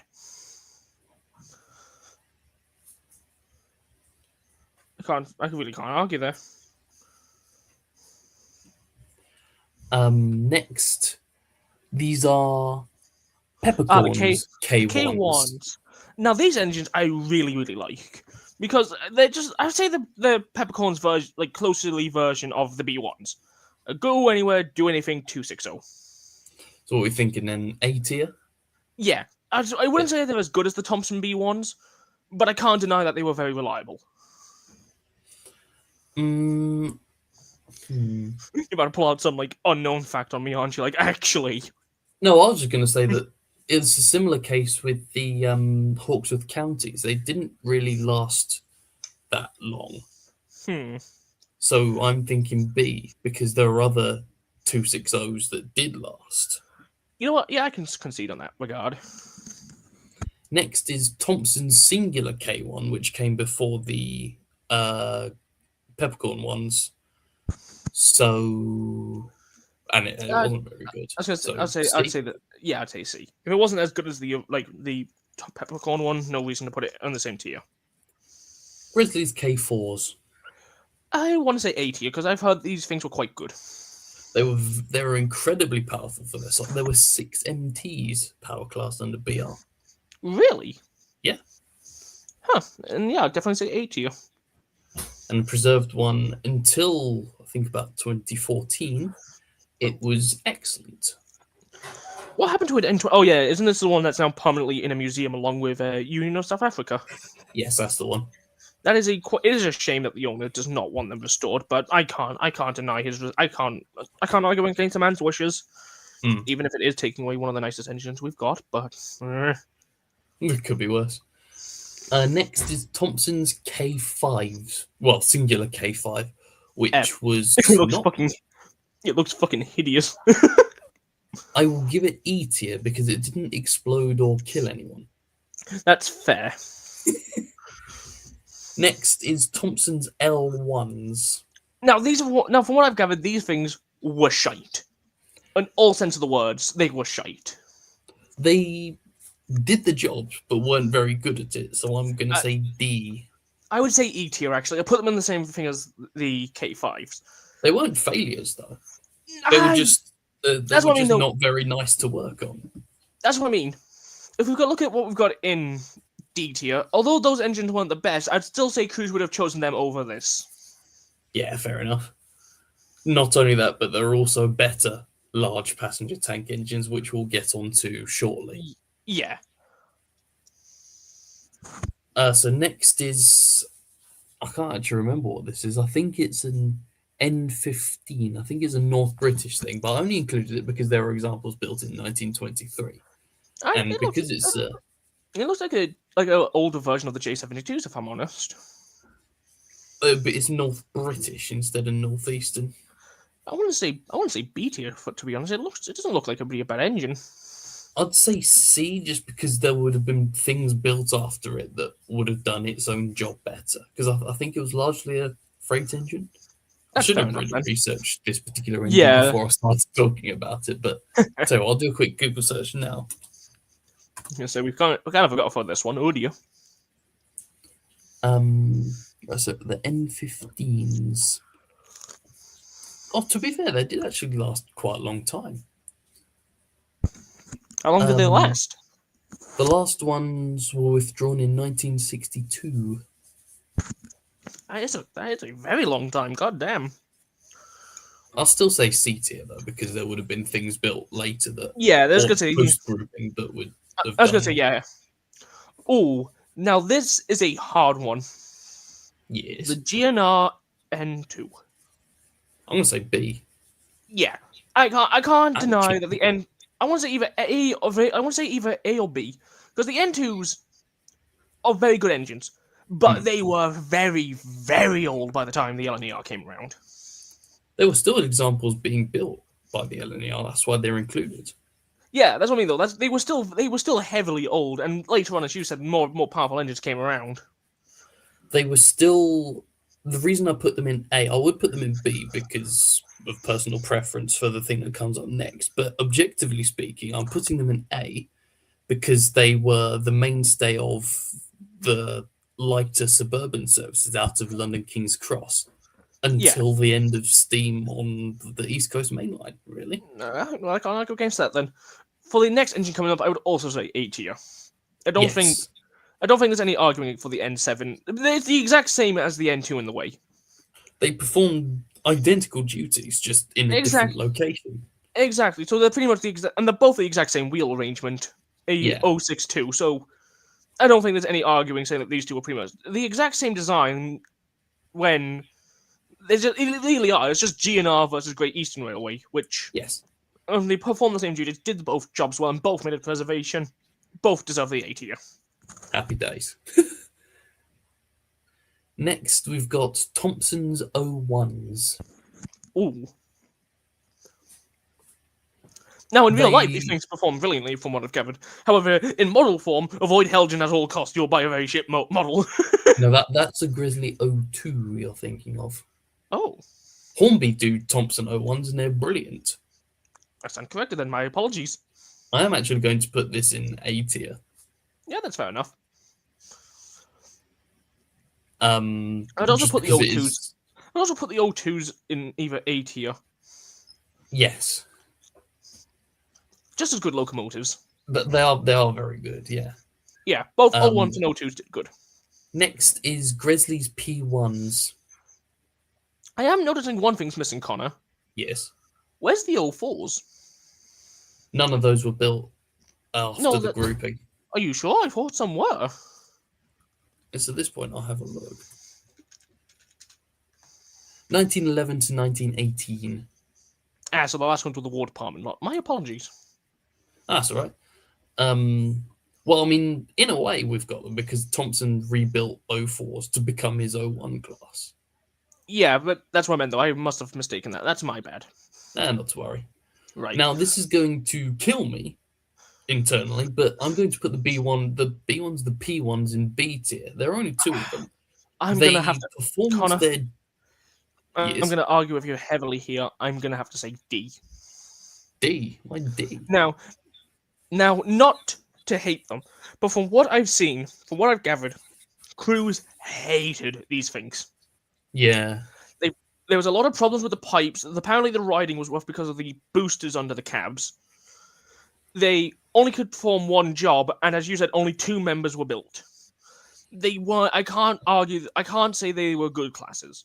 I wouldn't say they were god awful, but in the long run, they just can't compete with everything else in the B category. it hurts a lot, but I agree. It does hurt as well because the 'Cause P1s they are look lovely dainty. locomotives. They are lovely looking locomotives, but that's the only good side they had going for them. The Is that they pair of just them were rubbish. yeah, that's the only part. They had good looks, but were bloody awful. Yes. Right, so next we've got the Thompson Q1 080 tank. These were rebuilt from Robinson Q4s from Great Central. Not a lot about them is particularly interesting, but I'd say See, C tier, just yeah, standard shunting tank engines. yeah, I was gonna say C tier as well. Nothing more to say about those. Right, so S1 now, a Great Central design of which a few were built after the grouping of 084 banking and shunting tank engines. I recall one of these were rebuilt with the boosters that the P1s had. Yes. I'd say C tier because from what I've gathered, even when they had the boosters applied, they didn't really do much better. Yeah. And given the fact they were literally designed only as banking engines, I don't think we can really put them any higher. No, I suppose not. On the same vein, then, the Northeastern Railway T1 480 tank, heavy freight, banking, someone built after the groupings ones included here. I'd say B, because they did Yeah, I'd more say work. B. They did more work than the banking engine. Yeah. They actually did whole freight trains, which is what. Okay, now this is gonna be one I'm gonna get shot for. F. What, the U1? Yes, for one reason. It wasn't a For what failure. Huh? I want to say it is, for one reason. From what I've learned, although it was powerful, it struggled badly on the hills it had to tackle. And even to the point when they tried to send it to another place, it needed help from an engine even smaller than it. If you recall, it was sent to the Licky Incline and Yes. just failed miserably to the point Big Bertha had to push it and the train up the hill. So in a way, it wasn't a failure, but it was rubbish at everything it did. Yeah, it was designed for one job and it couldn't do that job. It was designed for one job and it couldn't do it. And that's why I want to say, and that's why I want to put it in F tier. Because compared to the other Garrett we've got, on the list, the LMS one, that one actually worked and had more members built. The U1 had a single member built and it was failed and they never did it again. Yes. So I wouldn't say it's as bad as Fury. So if we had to do as someone earlier said, a rating of the tiers, the U1 would go above Fury, but it's not getting out of F. Yeah, yeah. No hate to the U1. I'm gonna say this, for what it is, it's a beautiful looking locomotive for what it's designed to be. But performance wise, crew accounts and everything else, it's god awful. I'm also not particularly interested in the Helgen one they were making. Yeah. Especially considering it's £400. Yes. Now the next one is that the V3 tank engine? That'll come afterwards, but this is the V1. I was close enough. Which I'd say, along similar lines to the Small Prairies of the Great Western, I'd say the V1 goes in B tier, and the V3 with its higher boiler pressure goes in A tier. We happy with that? Yeah. And now for an end to that, I'll go straight to S tier. V2, yes. Yeah. There's no way around. The V2s were the LNER's pinnacle mixed traffic locomotive. Yes. That and the fact that I've seen a few people mistaking them for A3s with how they look. I can see how they think that. I mean, when you look at it at that angle there in that photo, compared to the A3 one, the only thing that would make you think, hang on a minute, that's not an A3, is the fact it's missing a front wheel. Yes. So, yeah, I'd say an easy S tier for the V2s, because they would go anywhere, do anything, mixed traffic locomotives that could handle high speeds, handle any goods, and lasted all the way until the end of steam. They're fantastic, and it's a shame only one of them is preserved. Yeah. Well, what can you do? Next is one that there is going to be one of at some point, probably in the very distant future. Oh, Grizzly's V4. The V4. This is getting built after the P2, isn't it? Yes. I'd be inclined to say C for this one. Yeah, I'd say C tier. Probably in the future, if we ever did come back to this we should probably one day do a ranking of new builds once everything's said and done, because we can see if this actually does better than what we ranked it originally. Yeah. So we'll put that in. Next is Hutch.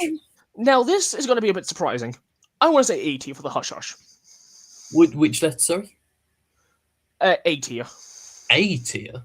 Now, the reason I want to say A is because of all the experimental locomotives we've had, including the turbo motive, the Hush Hush performed just like a regular like Pacific locomotive. It was fine.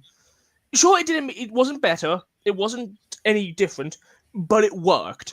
It could handle the expresses. It could handle the speed. Cruise didn't dislike it, and Cruise preferred it because it had a more spacious cab.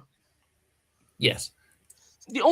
I think the only way, and I was gonna say better than the turbo is better than the turbo because it could actually reverse properly. The only thing as well, it did end up getting rebuilt, which is the same for the turbo motive.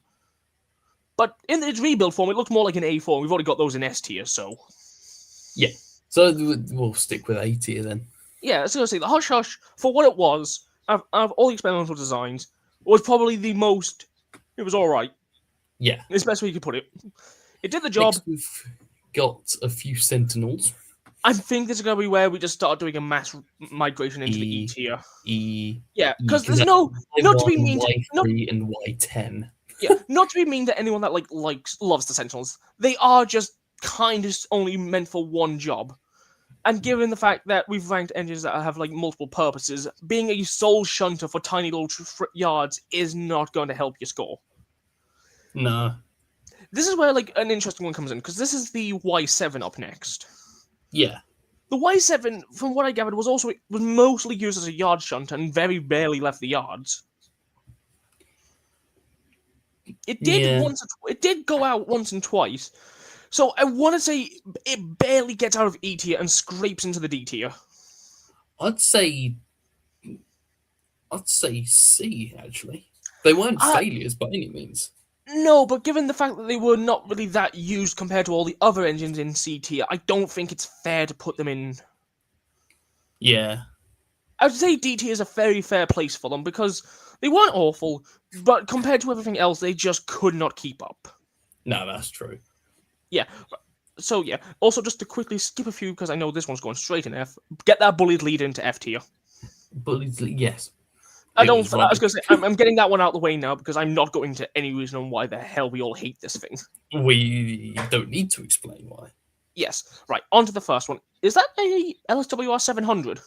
Yes, they were reboilered under Monsell. Yes. I want to say C tier for them. Yeah. They're not thing too special, but they were reliable. But compared to what the Southern Railway had, they weren't as impressive as other locomotives on the list. And what we've got coming up. Yes. I mean, another one which will probably go into C or D. This is the Southeastern and Chatham Railway B1 class, which again is included because they were reboilered under Monsell. I'd definitely say C tier for them. Yeah. Even though they were better. I'd say they'd go in C tier, but it'd be, if we liked that one person said, if we had to rank the tiers, it would go above. It'd go above the 700, but it's still a C tier. Yeah, fair enough. I think the same falls onto is this the London and Brighton C2? Yes. No, this is not my. Now I would be biased, but I don't like the C2, so I'm gonna say C tier for them just to be fair. Yes, I'll put those in C tier. Yeah, out of all the London and Brighton locomotives, the C2s just never appealed to me. I think it's because they were rebuilt and some of them had that because that photo shows a double dome, which in my opinion just makes them look a bit hideous. Yes. They're not the worst, but they're not the best. Yeah. Do excuse me, then my headphone just fell out of my ear. Ooh, yep. Is this the SECR engine coming up next? SECR D1, of which examples of the Ds, the original Ds, were rebuilt. I would want to say C tier for these as well. Yes, because there were better inside cylinder 440s that came afterwards. I was gonna say, out of all the 440s, these ones kind of just slip under the radar. Right, what's this next one? Is E1R. Oh yes, this was just the only one made, because I know there was a few rebuilt E1s, but I think this was the only R version made, wasn't it? There were 3 or 4 that were rebuilt with the trailing axle. Yeah. Now this is a hard one to rank because the E1s themselves were fantastic. Yeah. I want to say maybe a B tier for these, given the fact it is just an E1 with an extra wheel. There were 10 of them. I'd say I'd agree with B because they worked as station pilots and bankers between Exeter, St David's, and Exeter Central, and they did that for quite a long time, even after the Z classes were introduced, which we'll get to last, actually. Yep. Next, What's next? Is that the S15 or the N15? this is the Oh, the King Arthur. H15. The H15. I want to say. Oh, this is going to be hard because the N15, the H15, and the S15, they were all fantastic. Yes, but some of the but I think some of them did better than others. I'd say the H15 could go in D. Yeah, Get away with it. yeah. I want to say either the N15 or the S15 deserves an S tier though, because I know the King Arthur class. I don't know which one was the King Arthurs. The King Arthurs were the N15s. They're here. I think the N15s deserve S tier because they were Southern Railway's pinnacle. Like, I want to say mixed traffic because I know they did take passengers, but they were primarily freight. But I want to say like they were Southern Railway's primarily go anywhere, do anything machine, similar to the Black 5. Yes, I'd say so. So I'd say we wait until we get to them and we already know where it's going to go. Anyways, what's the next engine? This is I1X, which wasn't really any better than the original I1s. This one was reboilered during Southern days, so I'm going to say E. Yeah, I'm going to be like the I1s are pretty much just, they were even older than the E2s, and well, if that says anything. Yes. So next we've got the these are the tanks. These are the engines that came before the U class as well. These were the things that were rebuilt into those tender engines, weren't they? Or am I believing of a different engine? No, you got the right one here. This is the K1, so the 3-cylinder variant of the K class. I haven't included the Ks because they were built before the grouping, but the K1 was built afterwards. But then it didn't really last long in its tank engine form. I want to say B tier then. I'd say, yeah, I'd say C. There's nothing really wrong with it. It was the Southern's track work that led to the downfall. Yeah, I'll compromise the C tier. Yeah. The next is the L1 class, which is the step up from. I'd say B tier for these ones. Yeah. Gonna say. Oh, now what we'll do is this like the Merchant Navy, Battle of Britain, and West County all merged into one? Or have you separated them? No, we've got the Light Pacifics here and the Merchant Navies here. I want to say the Light Pacific's going to A tier and the Merchant Navy's going to S. Yes. Don't be wrong. I was gonna say the Light Pacific's very good, but the Merchant Navy class is just was like Southern's pride and joy, similar to like how the A4s and A3s were LNER pride and joy, and the Princesses and the Duchesses were the LMSs. Yeah. And in turn, the Kings and the Castles for the Great Western.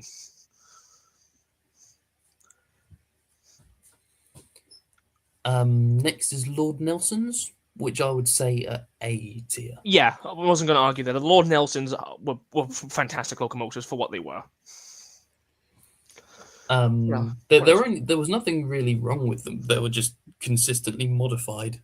Yeah, but that's what I mean. Though there was nothing wrong with them when they left the factories, so we can't really knock them. So right, what have we got next? Next is a singular M7 that was rebuilt with a superheated boiler, but it was rubbish. Oh. And it didn't last very long. Oh, that hurts because I love the M7. Yeah. And hearing that one of them did shite is like devastating. I'm gonna have to say E tier for it then if it did shite. Yeah.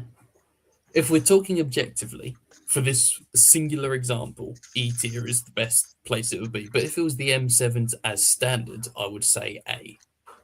Yeah, I was gonna say if it's the standard M7 straight S tier. Next, we've got the N class. Let me have a look at this one again. I need a better look at this engine. Ah, yes, my favorite lad. This, along with the U class, I think I want to say A tier for these. these lads, along with the N classes, I mean the U classes, were fantastic locomotives. What about the The U three-cylinder classes, variations as well, the N1 and U1s? I think the U ones were the ones that performed better, if I'm I remembering. can't. I don't However, I remember. want to say the U class goes into S tier because The U. Yeah, fair enough. I believe the U class was the most heavily constructed Southern Railway 260. I think there might have been more N's. Let me double check. I was gonna say whichever one. All I know is that, but I think the difference was though the U class was newer and performed better. So there were 80 N classes, and there were SR U class, and there were 50 U classes. I think the U classes were just more powerful than the N's, though. To be fair, I'd say I'd put them in A, yeah, that's fair enough. and the three-cylinder variations, the N1 and U1, also A. Yeah, because I don't think they really did much better, did they? Also, it just occurred to me we've been going for 2 hours, so we ought to speed up. We've only got a few Yeah, left. I don't think we need to speed up. We've only got a handful left. Right, well, N15. S tier. We already said this earlier. Now this one going straight to A tier because don't be wrong, I love the N15X. It's the Baltic J class rebuilt into a tender engine, but in all fairness, it did destroy what the J classes look like. They went L classes there. Yeah, the L classes. My apologies. The L Yeah. classes were fantastic as Baltics, Mm. and after the rebuild, there was reports of them being rough riders without the extra set of wheels under them, which is to be expected. You literally did remove 4 of its extra wheels, and thought, "Oh, it'd be fine." Yes. So yeah, they still worked, but they did have their faults, and not to mention because of the rough riding, I believe one of them had an accident. Yes, I believe so. So yeah, smashed into the back of a passenger train. Oh lord. Okay. Yeah. Okay, I'm more surprised that these ones actually are on the list because I didn't know they kept building these engines into the Southern. They were rebuilding O classes into O1s, but I'm going to put them into C solely Really? because we're doing this subjectively, remember? Oh yeah, that's weird though. I thought the other ones were actually quite good performers though. I would have given them a B. Oh, they were, but we've got a Q class and a Q1 coming up, which did the same job as the O1. So okay, simple way putting it, I'm going to say the Q class goes into A tier. I'd say both of them go into A. No, tier, I want to and say the Q. I want to say the Q1 goes into S because you sure? got to remember, for one reason, the Q1 was built during the war, was the strongest 060 tender engine ever built, and remember there was one story of where Oliver Bullitt rode on the tender at 60 miles per hour in reverse. That is true, actually. Yeah. If a freight engine can travel at 60 miles per hour backwards without bumping and rough riding to the point that the person who built it trusted to sit on its tender, that must show you how reliable these things were. Not to mention they were heavily praised by everyone that used them. They were easy to maintain, easy to clean, easy to look after. They're pretty much I want to say like the War Department locomotives that were just not War Department. Yeah. It's like the Swiss Army knife of locomotives. It's always there and it's always at hand. And they did basically everything that they were capable of doing. Yeah. So I'd definitely say it deserves the S tier. So what have we got next? S15. A tier. Yes, I agree. A tier. What have we got? That's the schools class just picked up. There. I was going to say, I think the school class goes into A tier as well. Yes. Because I don't really think that makes a difference. The school class was fantastic for what it was. It even had the royal train duties, if you remember. Brighton was given the white roof and the white walled wheels. Yes, they were also the most powerful 440s in the country, the school classes. Yeah, and there are 2 of them preserved, if I'm correctly. Cheltenham and... 3. Well, there's 3. Yes. What's Cheltenham in York, Repton at the end, the North York Moors, and also the Stowe at the Bluebell Railway. I completely forgot about Stowe. I don't know why I forgot about that one. I think it's because like Cheltenham and the other one are just the most 2 talked about. Which is a bit of a surprise when you think about it. But either way. Stowe's still under overhaul at the moment. And I suspect will be for a few more years. Yeah. Cheltenham's obviously only just finished service, and, well, a couple of years ago, Repton is still going strong up north. Yeah, yeah. Well, oh, these ones are gonna be a hard one to talk about. The T9s, Yes. lovely, lovely locomotives. Can't deny it. However, I will admit they're not the prettiest after they're rebuilt. If you've ever seen what a T9 looks like before they're reboiling, you'll understand where I'm coming from by saying they're not the prettiest anymore. Mm. However, to deny that they were good would be wrong. I say they very definitely earn a spot in the B tier.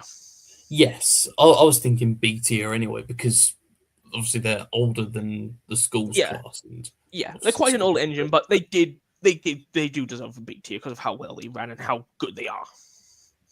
yeah. Right, what have we got next? Next, we have got the Ah, S100s. now I don't even think I need to argue this. 8 S tier for the S100s. They are a fantastic shunting, good engines, heavy haulers. They're just brilliant. Yes. Given the fact However, they're not even technically Southern's locomotives, they are fantastic. To the point that Southern Railway tried to build one, if I'm correct. you might be. I don't remember, to be honest. I would say Southern, A tier solely because they were incredible. They were fantastic at what they were designed to do, but they were only really designed to do one thing, which of I course they excelled at. no have you not heard? A few S100s after like the war and that were actually put onto like regular freight services on like Were they? on the branch lines. Because they were able to like simply putting it, they were easier to maintain than most of the older like worn out stock. Yes, I suppose you're right. Yeah, okay, I'll go for S for that one then. Yeah, 100%. I cannot deny that the S. I even it hurts me saying this, given the fact I adore the E2s and these other things that did finally condemn the E2s to the scrapyards. I can't deny that the S100s are fantastic locomotives in the end. Yes. And Right, now two to go. to The penultimate engine, Monsul's W class.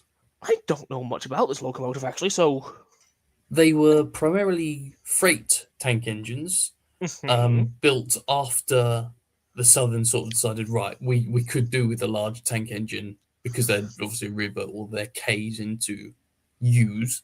Yeah. How But did this one they obviously wasn't perform? designed to go particularly quickly. How did they perform? Yeah, they were pretty normal, I'd say. I'd say C tier B then. tier. Yeah, B or C. Hmm. Given the fact they only did one job and weren't mixed traffic, I'd say C. Yeah, fair enough. Now And this is where no, lastly, and now this is a difficult one, the Z class, because it was a yard shunter and a banker. That's two yes, jobs, but that's all it was used for. and it was very good at it. Yeah. Oh, I'm gonna say C tier as well. I'd say C tier. And with that, that is the tier list complete. I'm quite Yeah, happy with that. yeah, I say that works. Let's I would suggest saving that and posting it in the Discord. It's a very yes, good I'll list. I'll zoom out Very. and grab a screenshot of it after we finished Oh, you can. recording. Oh no, you can click save and download, Connor. You'll be able to save the image as is. Oh, in Literally, that there you case, go. I'll There you go. do that after we finish recording then, which will Yes. be imminently. Yeah. In which I think, case, I think we should go over it one last time though, just in case you think any engine needs moving. no, I'm sure it's fine. We discussed it all enough. Yeah, that's fair enough. We have been going for nearly 2 hours and 10 minutes. Yes, I think this is a fair I'm place sure to end we've it then. wasted enough Yeah, of the we've wasted. viewers' time. Yeah, but I think this was a good thing. Oh, it was, yes, definitely a good use of 2 hours. Yes. I would say next time we do something like this, it would have to be 2 parts, though. Yes, because maybe I believe we may have overdone it trying to go for what do you call it? 2 hours. Trying to do the whole thing, yeah.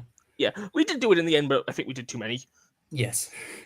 It doesn't help when there's 150 plus engines to sort through. Yeah, but in the end, we got there in the end. Yes. In that case, to the viewers, thank you very much for watching. Thank you for coming out to the stream. And see you next time. Yeah, farewell.